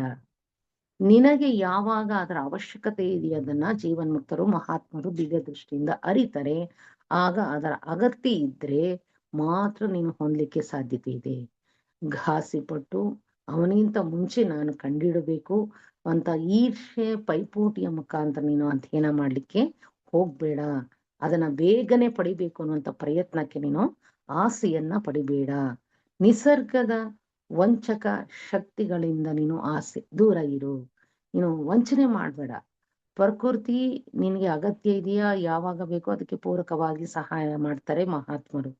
ಹಾಗಾಗಿ ಆ ಶಕ್ತಿಗಳನ್ನ ಯಾವಾಗ ಅರಳಿಸ್ಕೊಳ್ಬೇಕು ಅನ್ನೋದು ಅವರಿಗೆ ದಿವ್ಯ ದೃಷ್ಟಿಗೆ ಇದೆ. ಆ ಹಿನ್ನೆಲೆಯಲ್ಲಿ ಆಗ ನಿನ್ನ ಶಕ್ತಿಗಳ ಕಡೆಗೆ ಸಾಧನೆಯನ್ನ ಮಾಡ್ಲಿಕ್ಕೆ ಹೊರಡು. ಅದನ್ನ ಬಿಟ್ಟು ಈ ಕೆಳಮಟ್ಟದ ಆಶೆಗಳನ್ನ ಹೊಂದುವುದಕ್ಕೆ ಮುನ್ನ ಅತಿ ಮುಖ್ಯವಾಗಿ ನಾವು ಆತ್ಮ ಸಾಕ್ಷಾತ್ಕಾರದ ಕಡೆಗೆ ಹೊರಡ್ಬೋದು. ಆತ್ಮ ಸಾಕ್ಷಾತ್ಕಾರ ಪರಬ್ರಹ್ಮನ ಸ್ವರೂಪವೇ ನಾವು ಅಂದ್ರೆ ಅವನ ಗುಣಗಳನ್ನ ನಾವು ಹೊಂದಬೇಕು. ಅವನ ಗುಣಗಳನ್ನು ಹೊಂದಿದಾಗ ನಮ್ಗೆ ಈ ಕೆಳಮಟ್ಟದ ಯಾವ ಸಿದ್ಧಿಗಳಿಗೂ ಕೂಡ ಶಕ್ತಿಗಳಿಗೂ ಆಸೆ ಪಡ್ಲಿಕ್ಕೆ ಸಾಧ್ಯತೆ ಇಲ್ಲ. ಪ್ರತಿಯೊಬ್ಬರು ಕೂಡ, ಯಾಕೆಂದ್ರೆ ಪ್ರತಿಯೊಬ್ಬ ವ್ಯಕ್ತಿಯ ಮನೋವಿಚಾರಗಳಾಗ್ಲಿ ಭಾವನೆಗಳಾಗ್ಲಿ ವಿಭಿನ್ನವಾಗಿರ್ತವೆ. ಅವರ ಒಂದೊಂದು ಗ್ರಹಿಕೆ, ಅವರ ವಿಶ್ವಾಸ ಒಂದು ವಿಭಿನ್ನವಾಗಿರ್ತವೆ. ಅವನ ದೂರಗ್ರಾಹಿ ಶಕ್ತಿ ಕೂಡ ಬೇರೆ ಬೇರೆ ವಿಭಿನ್ನವಾಗಿ ಇರ್ತದೆ. ಯಾವುದೇ ಒಬ್ಬ ವ್ಯಕ್ತಿ ಇದೇ ಯೋಚನೆ ಮಾಡ್ತಾ ಇದ್ದಾನೆ, ಇದೇ ಭಾವನೆಗಳನ್ನೇ ಹೊಂದಿದ್ದಾನೆ ಅಂತ ಕರಾರುವಕ್ಕಾಗಿ ಹೇಳಲಿಕ್ಕೆ ಸಾಧ್ಯತೆ ಇಲ್ಲ. ಆದ್ರೆ ತನ್ನ ನಿಜವಾದಂತಹ ರೀತಿ ಗ್ರಹಿಸೋದಕ್ಕೆ ಹೌದು ಅವನಿಗೆ ಇದೇ ಒಂದು ವೇದನೆ ಆಗ್ತದೆ, ಇದ್ರ ಬಗ್ಗೆನೇ ಆತ ಚಿಂತನೆ ಮಾಡ್ತಾ ಇದ್ದಾನೆ ಅನ್ನೋದನ್ನ ಪ್ರಯತ್ನ ಪೂರ್ವಕವಾಗಿ ಸಾಧನೆಯನ್ನ ಮಾಡುವುದರ ಮುಖಾಂತರ ತಿಳಿಬಹುದು ವಿನಃ ಈ ಕೆಳಸಿದ್ಧಿಗಳ ಪ್ರಯೋಗದ ಮುಖಾಂತರ ಮತ್ತೊಬ್ಬರ ಮನಸ್ಸಿನ ಆಲೋಚನೆಗಳನ್ನ ಗ್ರಹಿಸಿದ್ದು ಬಹಳ ಅಪಾಯಕಾರಿ ಅಂತ ಹೇಳ್ತಾ ಇದ್ದಾರೆ. ಈ ಅಂತರ್ಗತವಾದಂತ ಶಕ್ತಿಗಳು ಹೇಗೆ ವಿಭಿನ್ನವಾಗಿದೆ ಇವತ್ತು ನಮ್ಗೆ ಗೊತ್ತಿದೆ. ಇಷ್ಟೆಲ್ಲ ಶಕ್ತಿಗಳು ನಮ್ಮ ಬಳಿ ಇದೆ. ಏನು ಈಗ ಕೇಲಿಯನ್ ಫೋಟೋಗ್ರಫಿಯನ್ನ ಕೊಟ್ಟಾಗ ನಮಗೆ ಸಾಕಷ್ಟು ಕೂಡ ವಿಡಿಯೋಗಳನ್ನು ಕೂಡ ಇವತ್ತು ಟೆಲಿಕಾಸ್ಟ್ ಮಾಡಿದೆ. ಹೇಗೆ ಒಬ್ಬ ವ್ಯಕ್ತಿಯ ಕೇಲಿಯನ್ ಫೋಟೋಗ್ರಫಿ ಆಪರೇಷನ್ ಮಾಡ್ತಾ ಇದ್ದಂತ ಸಂದರ್ಭದಲ್ಲಿ ಆ ಸಮಯದಲ್ಲಿ ಆತ ಪ್ರಾಣವನ್ನ ಬಿಡ್ತಾನೆ, ಅದನ್ನ ಕ್ಯಾಪ್ಚರ್ ಮಾಡಿದಾನೆ, ಪ್ರಾಣ ಹೊರಟೋಗಿರುತ್ತೆ. ಆ ವಿಡಿಯೋ ಚಿತ್ರವನ್ನ ನೋಡಿದಂತ ಸಂದರ್ಭದಲ್ಲಿ ಪ್ರಾಣ ಹೋಗುವಂತ ಗಳಿಗೆಯಲ್ಲಿ ಒಂದು ಸೂಕ್ಷ್ಮವಾದಂತ ಶರೀರ ಆ ಸ್ಥೂಲ ಶರೀರದಿಂದ ಪಕ್ಕಕ್ಕೆ ಸರಿಯೋದನ್ನ, ಹೊರಗಡೆ ಹೋಗೋದನ್ನ ಇವತ್ತು ಮಾಡಿದ್ದಾರೆ. ಅದೇ ಆತ್ಮ ಅಂತ ಹೇಳಿ ಒಂದು ಪತ್ರಿಕೆಯಲ್ಲೂ ಕೂಡ ಅದನ್ನ ಕೊಟ್ಟಿದ್ರು. ಆದ್ರೆ ಇಲ್ಲಿ ಸ್ಪಷ್ಟವಾಗಿ ನಾವು ತಿಳ್ಕೊಳ್ಬೇಕಾದ ಏನು ಅಂತ ಹೇಳಿದ್ರೆ, ನಮ್ಮಲ್ಲಿ ಒಂದು ನಿಜವಾದ ಒಂದು ವಿಕಾಸ ನಿಯಮ ಇದೆ. ಆ ವಿಕಾಸ ನಿಯಮ ಯೋಜನೆಗೆ ಅನುಗುಣವಾಗಿ ಇರಬೇಕು. ಸ್ಪಷ್ಟವಾದ ಏಕಾಗ್ರತೆ, ಯೋಚನಾ ಶಕ್ತಿ ನಮ್ಮಲ್ಲಿ ಇದ್ದಾಗ ಸ್ಪಷ್ಟವಾದಂತ ಆಕಾರಗಳನ್ನ ಅಥವಾ ಮುಂದಿನ ನಮ್ಮ ಭವಿಷ್ಯವನ್ನ ರೂಪಿಸ್ಕೊಳ್ಳಕ್ಕೆ ಸಾಧ್ಯತೆ ಇರ್ತದೆ. ಹಾಗಾಗಿ ಅತೀಂದ್ರಿಯ ಶಕ್ತಿಯನ್ನ ಹೊಂದಿರುವಂತ ಇವತ್ತು ಜೀವನ್ಮುಕ್ತರ ಏನಿದೆ ಅವರಿಗೆ ಆ ಸಾಧ್ಯತೆಗಳೆಲ್ಲ ಇರ್ತದೆ. ನಾವು ಸಾಮಾನ್ಯವಾದಂತಹ ವಿಜ್ಞಾನಿಗಳು ಅಥವಾ ಜೀವಾತ್ಮರುಗಳು ನಾವೇನಿದೀವಿ, ನಮ್ಮಲ್ಲಿ ನಾವು ವಿಕಾಸವನ್ನ ಪ್ರಜ್ಞಾವತ್ತಾಗಿ ಬೆಳೆಸ್ಕೊಳ್ತಾ ಹೋಗ್ಬೇಕೇ ವಿನಃ ಸಾಮರ್ಥ್ಯಗಳನ್ನ ಯಾವುದೋ ಒಂದು ವ್ಯಾವಹಾರಿಕ ದೃಷ್ಟಿಯಿಂದ ಈ ಶಕ್ತಿಗಳನ್ನ ನಾವು ಉಪಯೋಗ ಮಾಡಬಾರ್ದು. ಬೇರೆಯವರ ಯೋಚನೆಗಳನ್ನ ನಾನು ಗ್ರಹಿಸ್ಬೇಕು, ಅವನ ಮನಸ್ಸಿನಲ್ಲಿ ಏನ್ ಓಡ್ತಾ ಇದೆ ಎನ್ನುವಂತ ಒಂದು ಕುತೂಹಲಕ್ಕಾಗ್ಲಿ ಈ ನಮ್ಮ ಶಕ್ತಿಗಳನ್ನ ನಾವು ಬೆಳೆಸ್ಕೊಳಕ್ಕೆ ಪ್ರಯತ್ನವನ್ನ ಪಡಬಾರ್ದು. ಒಬ್ಬ ವ್ಯಕ್ತಿ ತನ್ನ ಸಾವಿರಾರು ಮೈಲಿಗಳಲ್ಲಿ ಇರುವಂತಹ ಗ್ರಹಣ ಶಕ್ತಿಯನ್ನ ಮಾಡ್ಲಿಕ್ಕೆ ಸಾಧ್ಯತೆ ಇದೆ. ನಾವು ಬೆಸೆಂಟ್ರ ಒಂದು ಸಂಕಲ್ಪ ರೂಪಗಳ ಶಕ್ತಿಗಳಲ್ಲಿ ನಾವು ಕೊಡುವಂಥದ್ದು ಒಂದು ಉದಾಹರಣೆಯನ್ನ ಕೊಡ್ತಾರೆ. ಬೆಸೆಂಟ್ರು ತಮ್ಮ ಆತ್ಮೀಯನನ್ನ ಬಹಳ ಕಷ್ಟ ಸಂದರ್ಭದಲ್ಲಿದ್ದಾಗ ಅವನಿಗೆ ಸಹಾಯ ಮಾಡಬೇಕಾಗುತ್ತದೆ. ಏಕಕಾಲದಲ್ಲಿ ಅವರು ಯಾವುದೋ ಒಂದು ಭಾಷಣಕ್ಕೂ ಕೂಡ ಹೋಗ್ಬೇಕಾಗಿರ್ತದೆ. ಆ ಸಂದರ್ಭದಲ್ಲಿ ಅವರು ಈ ಒಂದು ಉಪನ್ಯಾಸಕ್ಕೆ ಹೋಗ್ತಾರೆ, ಉಪನ್ಯಾಸವನ್ನ ಕೊಡ್ತಾರೆ. ಹಾಗೆ ಏಕಕಾಲದಲ್ಲಿ ಅವರೇ ಕೂತು ತಮ್ಮ ಧ್ಯಾನಗ್ರಸ್ತರಾಗಿ ಕಾಮ ಶರೀರದ ಮುಖಾಂತರ ಆತನಿಗೆ ಆ ವ್ಯಕ್ತಿಗೆ ದೂರದಲ್ಲಿ ಸಾವಿರಾರು ಮೈಲಿಗಳ ದೂರದಲ್ಲಿ ಇರುವಂತಹ ವ್ಯಕ್ತಿಗೆ ತಮ್ಮ ಸಂಕಲ್ಪಗಳ ಗುಣಗಳನ್ನ ಕೊಡುವುದರ ಮುಖಾಂತರ, ಶಕ್ತಿಗಳನ್ನ ರವಾನಿಸುವುದರ ಮುಖಾಂತರ ಆತನಿಗೆ ಧೈರ್ಯವನ್ನ ತುಂಬಿದ್ದಾರೆ. ಈ ಎಲ್ಲ ಶಕ್ತಿಗಳು ಕೂಡ ಸಹಜವಾಗಿ ನಾವು ಬೆಳೆಸ್ಕೊಳ್ಳುವಂತ ವಿಕಾಸಕ್ಕೆ ಪೂರಕವಾದಂತ ಶಕ್ತಿಗಳು. ಈ ಒಂದು ಗುಣಗಳನ್ನ ನಾವು ಬೆಳೆಸ್ಕೊಂಡಾಗ ವಿಜ್ಞಾನಿಗಳು ಕೂಡ ಇದರಲ್ಲಿ ಪ್ರಯತ್ನವನ್ನ ಇವತ್ತು ಪಡ್ತಾ ಇದ್ದಾರೆ. ಇದ್ಯಾವುದು ಅಲ್ಲ ನಮಗೆ ವ್ಯಾವಹಾರಿಕವಾದಂತಹ ರೀತಿಯ ವಿಕಾಸ ನಮ್ಮ ಬೆಳವಣಿಗೆಗೆ ಪೂರಕವಲ್ಲ ಅನ್ನೋದನ್ನ ತಿಳ್ಕೊಂಡು ಇವತ್ತು ಅವರು ಸಹಜವಾದಂತಹ ಧ್ಯಾನ ಯೋಗದ ಮುಖಾಂತರ ಈ ಸಿದ್ಧಿಗಳನ್ನ ಹೊಂದೋದಕ್ಕೆ ಪ್ರಯತ್ನ ಪಡ್ತಾ ಇದ್ದಾರೆ. ಈ ಶಕ್ತಿಗಳನ್ನು ಕೂಡ ಹೊಂದೋದಕ್ಕೆ ಪ್ರಯತ್ನ ಪಡ್ತಾ ಇದ್ದಾರೆ. ನಾನು ಪುನಃ ನಿಮ್ಗೆ ಒಂದು ಹಿಂದಕ್ಕೆ ಹೋಗೋದಾದ್ರೆ, ನಮ್ಮಲ್ಲಿ ಚಕ್ರಗಳ ಬಗ್ಗೆ ಬಿಟ್ರು ಅವರು ಸಾಕಷ್ಟು ಪ್ರಸ್ತಾಪವನ್ನ ಮಾಡಿದ್ದಾರೆ. 7 ಚಕ್ರಗಳು ನಮ್ಮಲ್ಲಿ ಈ ಸ್ಥೂಲ ದೇಹದಲ್ಲಿ ಇದೆ. ಆ 7 ದೇಹಗಳ ಮುಖಾಂತರ ಏನು ನಮ್ಮ ಸ್ಥೂಲ ಶರೀರ ಇದೆ, ಪ್ರಕೃತಿ ತತ್ವಗಳನ್ನ ಹೊಂದಿದೆ. ಈ ಚಕ್ರಗಳನ್ನ ಹೇಗೆ ನಾವು ಆಕ್ಟಿವೇಟ್ ಮಾಡ್ಕೊಳ್ಬಹುದು? ಮೊದಲನೇದಾಗಿ ನಮ್ಮ ಬೆನ್ನು ಮೂಳೆಯ ಕೆಳಭಾಗದಲ್ಲಿ, ಬೆನ್ನು ಹುರಿ ಅಂತ ಏನ್ ಕರಿತೀವಿ, ಅದರ ಕೆಳಗೆ ಇರುವಂತಹದ್ದು ಮೂಲಾಧಾರ ಚಕ್ರ. ಆ ಒಂದು ಚಕ್ರ ಬಹಳಷ್ಟು ಶಕ್ತಿಯುತವಾದಂತಹದ್ದು. ಮೂಲಾಧಾರ ನಮ್ಮ ಇಡೀ ಶರೀರವನ್ನ ಬ್ಯಾಲೆನ್ಸ್ ಮಾಡುವಂತಹದ್ದು ಅಂತ ಹೇಳಿ ಕರೀತಾರೆ. ಆ ಮೂಲಾಧಾರ ಒಂದು ಚಕ್ರವನ್ನ ನಾವು ಸಹಜವಾದಂತಹ ರೀತಿಯಲ್ಲಿ ನಮ್ಮ ಯೋಗ ಸಾಧನೆಗಳ ಮುಖಾಂತರ ಆ ಚಕ್ರವನ್ನ ಪಾಸಿಟಿವ್ ಆಗಿ ಆಕ್ಟಿವೇಟ್ ಮಾಡಬಹುದು. ಅದು ಶಕ್ತಿಯುತವಾಗ್ಲಿಕ್ಕೆ ಸಾಧ್ಯವಾಗುತ್ತೆ. ಇನ್ನ ಎರಡನೇದಾಗಿ ಇರುವಂತದ್ದು ಸ್ವಾಧಿಷ್ಠಾನ ಚಕ್ರ ಅಂತ ಹೇಳಿ ಕರಿತೀವಿ. ಇದನ್ನೆಲ್ಲ ಕೂಡ ಮಂತ್ರಗಳನ್ನ, ಬೀಜ ಮಂತ್ರಗಳ ಮುಖಾಂತರ ನಾವು ಉಚ್ಚಾರಣೆ ಮಾಡಿದಾಗ ನಮ್ಮ ಮನಸ್ಸು ಭಾವನೆಗಳು ಒಂದುಗೂಡುತ್ತೆ, ಏಕಾಗ್ರತೆ ಬರುತ್ತೆ. ಆ ಒಂದು ಭಾಗಕ್ಕೆ ಶಕ್ತಿ ಅಲ್ಲಿ ಹೋಗಿ ಸೇರ್ಕೊಳ್ಳುತ್ತೆ. ಆ ಹಿನ್ನೆಲೆಯಲ್ಲಿ ಈ ಎಲ್ಲವೂ ಕೂಡ ಚಕ್ರಗಳು ಸಕಾರಾತ್ಮಕವಾಗಿ ಕೆಲಸವನ್ನ ಮಾಡ್ತದೆ.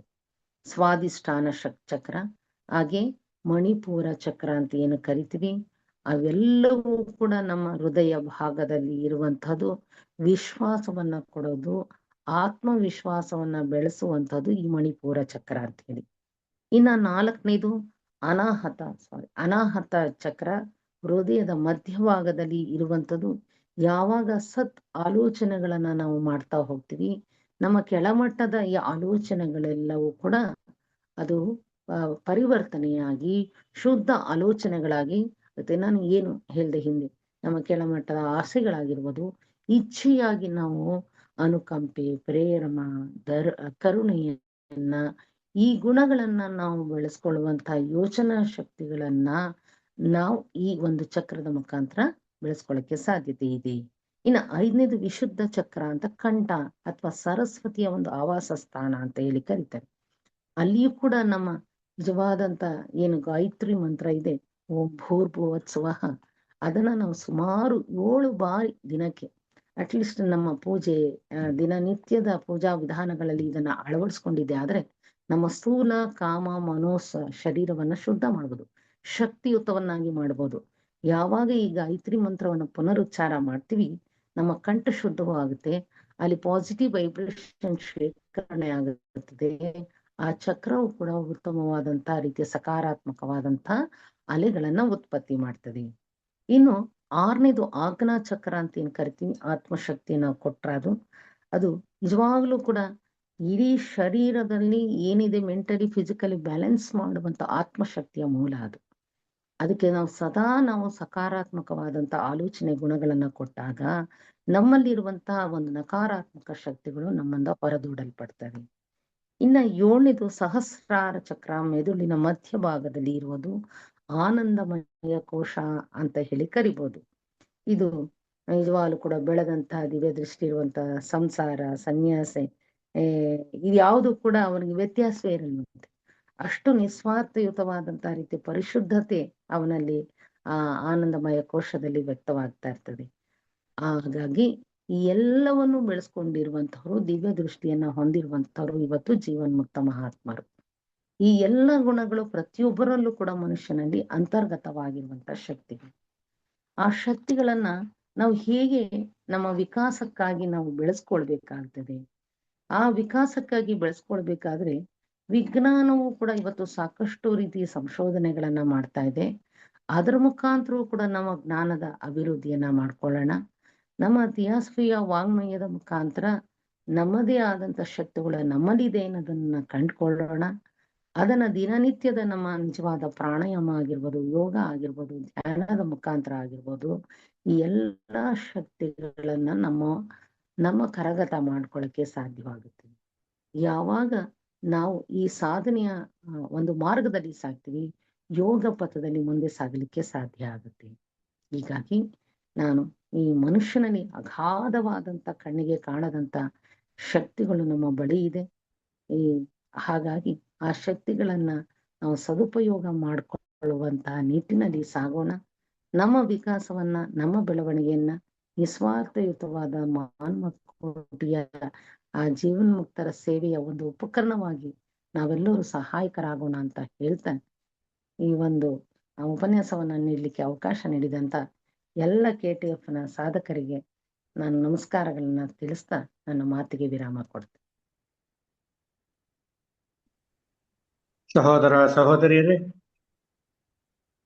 ಇಲ್ಲಿಯವರೆಗೂ ನಮ್ಮ ಸೋದರಿ DJ ಪ್ರೇಮ್ಲೀಲಾ ಅವರು ಅದ್ಭುತವಾಗಿ ವಿವರಣೆ ನೀಡಿದ್ದಾರೆ. ಏನಾದರೂ ಪ್ರಶ್ನೆಗಳಿದ್ರೆ ಕೇಳ್ಬೋದು, ಸೋದರಿಯವರು ಉತ್ತರ ಕೊಡ್ತಾರೆ. ನಮಸ್ಕಾರ ಮೇಡಮ್. ನಮಸ್ತೆ ಮೀರಾ, ಹೇಳಿ ಮೇಡಮ್.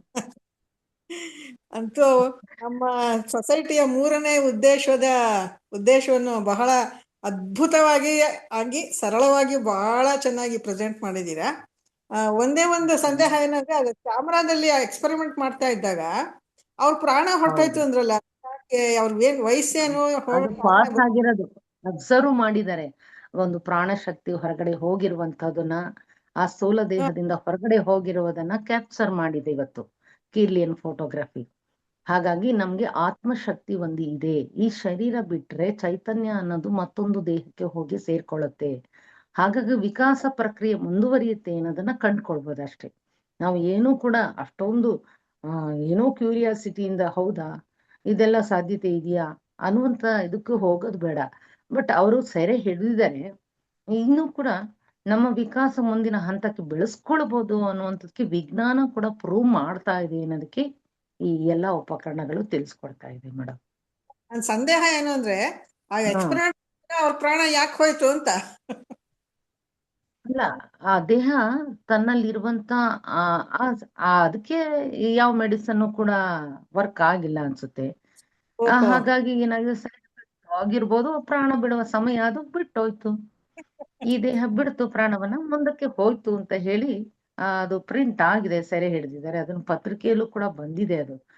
ಹಾಗಾಗಿ ಒಂದು ನಮ್ಮ ಹಾಗೆ ಆ ಪ್ರಾಣ ಯಾಕೆ ಹೋಯ್ತು ಅನ್ನೋದಲ್ಲ, ಆ ಸಮಯದಲ್ಲೇ ಯಾಕೆ ಹೋಯ್ತು ಅಂತ ಅಲ್ಲ, ಅಲ್ಲಿ ಆ ಸಮಯಕ್ಕೆ ಅದು ಪೂರಕವಾಗಿ ಅದು ಇದ್ ಮಾಡಿಲ್ಲ ಅನ್ಸುತ್ತೆ ಮೆಡಿಸಿನ್. ಸೊ ವ್ಯಕ್ತಿ ಆ ದೇಹದ ಒಂದು ಚೈತನ್ಯವನ್ನ ಕಳ್ಕೊಂಡಿದೆ, ಚೈತನ್ಯ ಪಕ್ಕಕ್ಕೆ ಹೋಗಿದೆ, ಅದನ್ನ ಕ್ಯಾಪ್ಚರ್ ಮಾಡಿದೆ ಅಂತ ಹೇಳ್ತಾ ಇರೋದು. ಆ ಕ್ಯಾಮ್ರಾದಲ್ಲಿ ಪ್ರಾಣ ಹೋಗುವಾಗ ಹೇಗೆ ಏನ್ ಪ್ರೊಸೀಜರ್ ಆಯ್ತು ಅಂತ ಕ್ಯಾಪ್ಚರ್ ಮಾಡಿದೆ. ಅಚ್ಚಾ, ಓಕೆ, ಥ್ಯಾಂಕ್ ಯು. ಹೌದು, ಒಂದು ಜ್ಯೋತಿಯ ರೂಪದಲ್ಲಿ ಹೋಯ್ತು ಒಳಗಡೆ ಬೆಳಕು ಅನ್ನೋದನ್ನ ಕ್ಯಾಪ್ಚರ್ ಮಾಡಿದೆ ಇವತ್ತು. ಇನ್ನು ಇದೆ, ಸಾಕಷ್ಟು ವಿಜ್ಞಾನ ಕಂಡುಹಿಡಿತಾ ಇದೆ. ಹೌದು, ಇದು ಈ ಚಕ್ರಗಳನ್ನ ಆಕ್ಟಿವ್ ಮಾಡ್ಬೇಕಾದ್ರೆ ಒಂದು ಮುದ್ರಾ ವಿಜ್ಞಾನ ಮತ್ತು ಆರೋಗ್ಯ ಅಂತ ಒಂದು ಪುಸ್ತಕ ಇದೆ, ಅದರಲ್ಲಿ ತುಂಬಾ ಚೆನ್ನಾಗಿ ಕೊಟ್ಟಿದ್ದಾರೆ. ಹೌದು ಪ್ರಾಕ್ಟೀಸ್ ಮಾಡ್ಬೋದು, ಹೌದು, ತುಂಬಾ ಚೆನ್ನಾಗಿದೆ. ಹೌದು ಮೇಡಮ್, ಅದನ್ನ ಆಕ್ಟಿವೇಟ್ ಮಾಡ್ಬೋದು, ಆಮೇಲೆ ಮಂತ್ರಗಳು ಹೇಳೋದ್ರಿಂದಾನು ಮಾಡ್ಬೋದು. ಹೌದು ಥ್ಯಾಂಕ್ ಯು. ಹೌದು, ಬೀಜ ಮಂತ್ರಗಳನ್ನ ಹೇಳೋದು. ಹೌದು, thanks. Okay, thank you.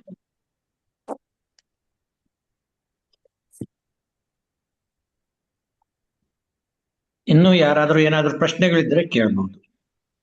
Madam, ಇದು ಮಾನವ ನಮಸ್ತೆ. ಪ್ರಾಣಿಗಳಿಗಿನ್ನ ಶ್ರೇಷ್ಠ ಅಂತ ಹೇಳ್ತಾರೆ, ಆದರೆ ಪ್ರಾಣಿಗಳು ಗ್ರಹಿಸುವಂತಹ ಸೂಕ್ಷ್ಮ ಆ ಶಬ್ದ ಏನಿರ್ತತೆ, ಹೌದು, ಹೇಗೆ ಸಾಧ್ಯ ಆಗ್ತತೆ ಅಂತ.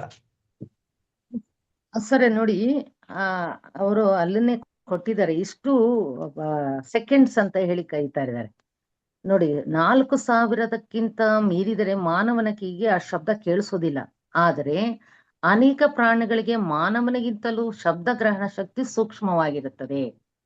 ಉದಾಹರಣೆಗೆ, ನಾಯಿಗೆ ತಯಾರಿಸಿರುವಂತ ವಿಶಿಷ್ಟ ಪಿಪಿಯನ್ನು ಊದಿದಾಗ ಅದರ ಶಬ್ದ ಮನುಷ್ಯನಿಗೆ ಕೇಳಿಸೋದಿಲ್ಲ, ಆದ್ರೆ ನಾಯಿ ಓಡಿ ಬರುತ್ತೆ, ಅದು ಗ್ರಹಿಸುತ್ತಂತೆ.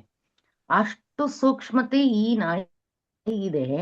ನಮ್ಗೆ ಇನ್ನೂ ಕೂಡ ಎಷ್ಟೋ ಶಕ್ತಿಗಳು ಬೆಳೆಸ್ಕೊಳ್ಬೇಕಾಗಿದೆ, ಅದಕ್ಕಿಂತ ಮಿಗಿಲಾಗಿ ಇದಕ್ಕಿದೆ ಅನ್ನೋದನ್ನ ಹೇಳ್ತಾ ಇದ್ದಾರೆ. ಪಕ್ಷಿಗಳಿಗೆ, ಬಾವಲಿಗಳಿಗೆ ಅವರು ಕೊಟ್ರು ಆ ಸೂಕ್ಷ್ಮ ಗ್ರಹಣ ಶಕ್ತಿ ಅವಕ್ಕಿದೆ. ಮನುಷ್ಯನಿಗೆ ಇನ್ನೂ ಕೂಡ ಆಗ್ರಹಿಸುವಂತದ್ದು ಬೆಳವಣಿಗೆ ವಿಕಾಸ ಆಗಿಲ್ಲ ಅನ್ಬೋದಾ? ನನಗೇನು ಅನಿಸ್ತಾ ಇದೆ, ಇದು ಸಂಸರಣೆ ಮೇಲ್ಗಡೆಯಿಂದ ಸೂಕ್ಷ್ಮತೆಯಿಂದ ಸ್ಥೂಲದ ಕಡೆ ಹೋಗ್ತಾ ಇದೆ. ಆ ಒಂದು ಸೂಕ್ಷ್ಮತೆಯಿಂದ ಆ ದೈವಶಕ್ತಿ ಅಂತಕ್ಕಂಥದ್ದು ಪ್ರಾಣಿಗಳ ಮುಖಾಂತರ ಬಂದಿದೆ. ಆ ಹಂತದಲ್ಲಿ ಅವಾಗ ಅಷ್ಟೊಂದು ಸೂಕ್ಷ್ಮತೆ ಇದೆ. ಅದು ಬರ್ತಾ ಬರ್ತಾ ಮಾನವನ ಮಟ್ಟದಲ್ಲಿ ಅದು ಹೊರಟಾಗಿದೆ, ಅಂದ್ರೆ ಸ್ಥೂಲಕ್ಕೆ ಬಂದಿದೆ ಅಂತ ಅನ್ನಿಸ್ತಾ ಇದೆ ನನಗೆ. ನೀವು ಇದು ಹೇಳಿದ ಮೇಲೆ ಮಿತಿ ಇದೆ,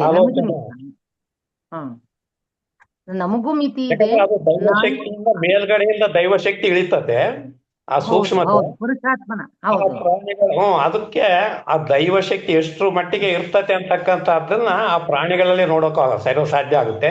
ಅದು ಕೆಳಗಡೆ ಬಂದಾಗ ಏನಾಗುತ್ತೆ ಅಂತ ಹೇಳಿದ್ರೆ, ಈ ಭೌತಿಕ ಮಟ್ಟ ಹೆಚ್ಚಾಗಿ ಆ ಒಂದು ಸಾಂದ್ರತೆ ಹೆಚ್ಚಾಗಿ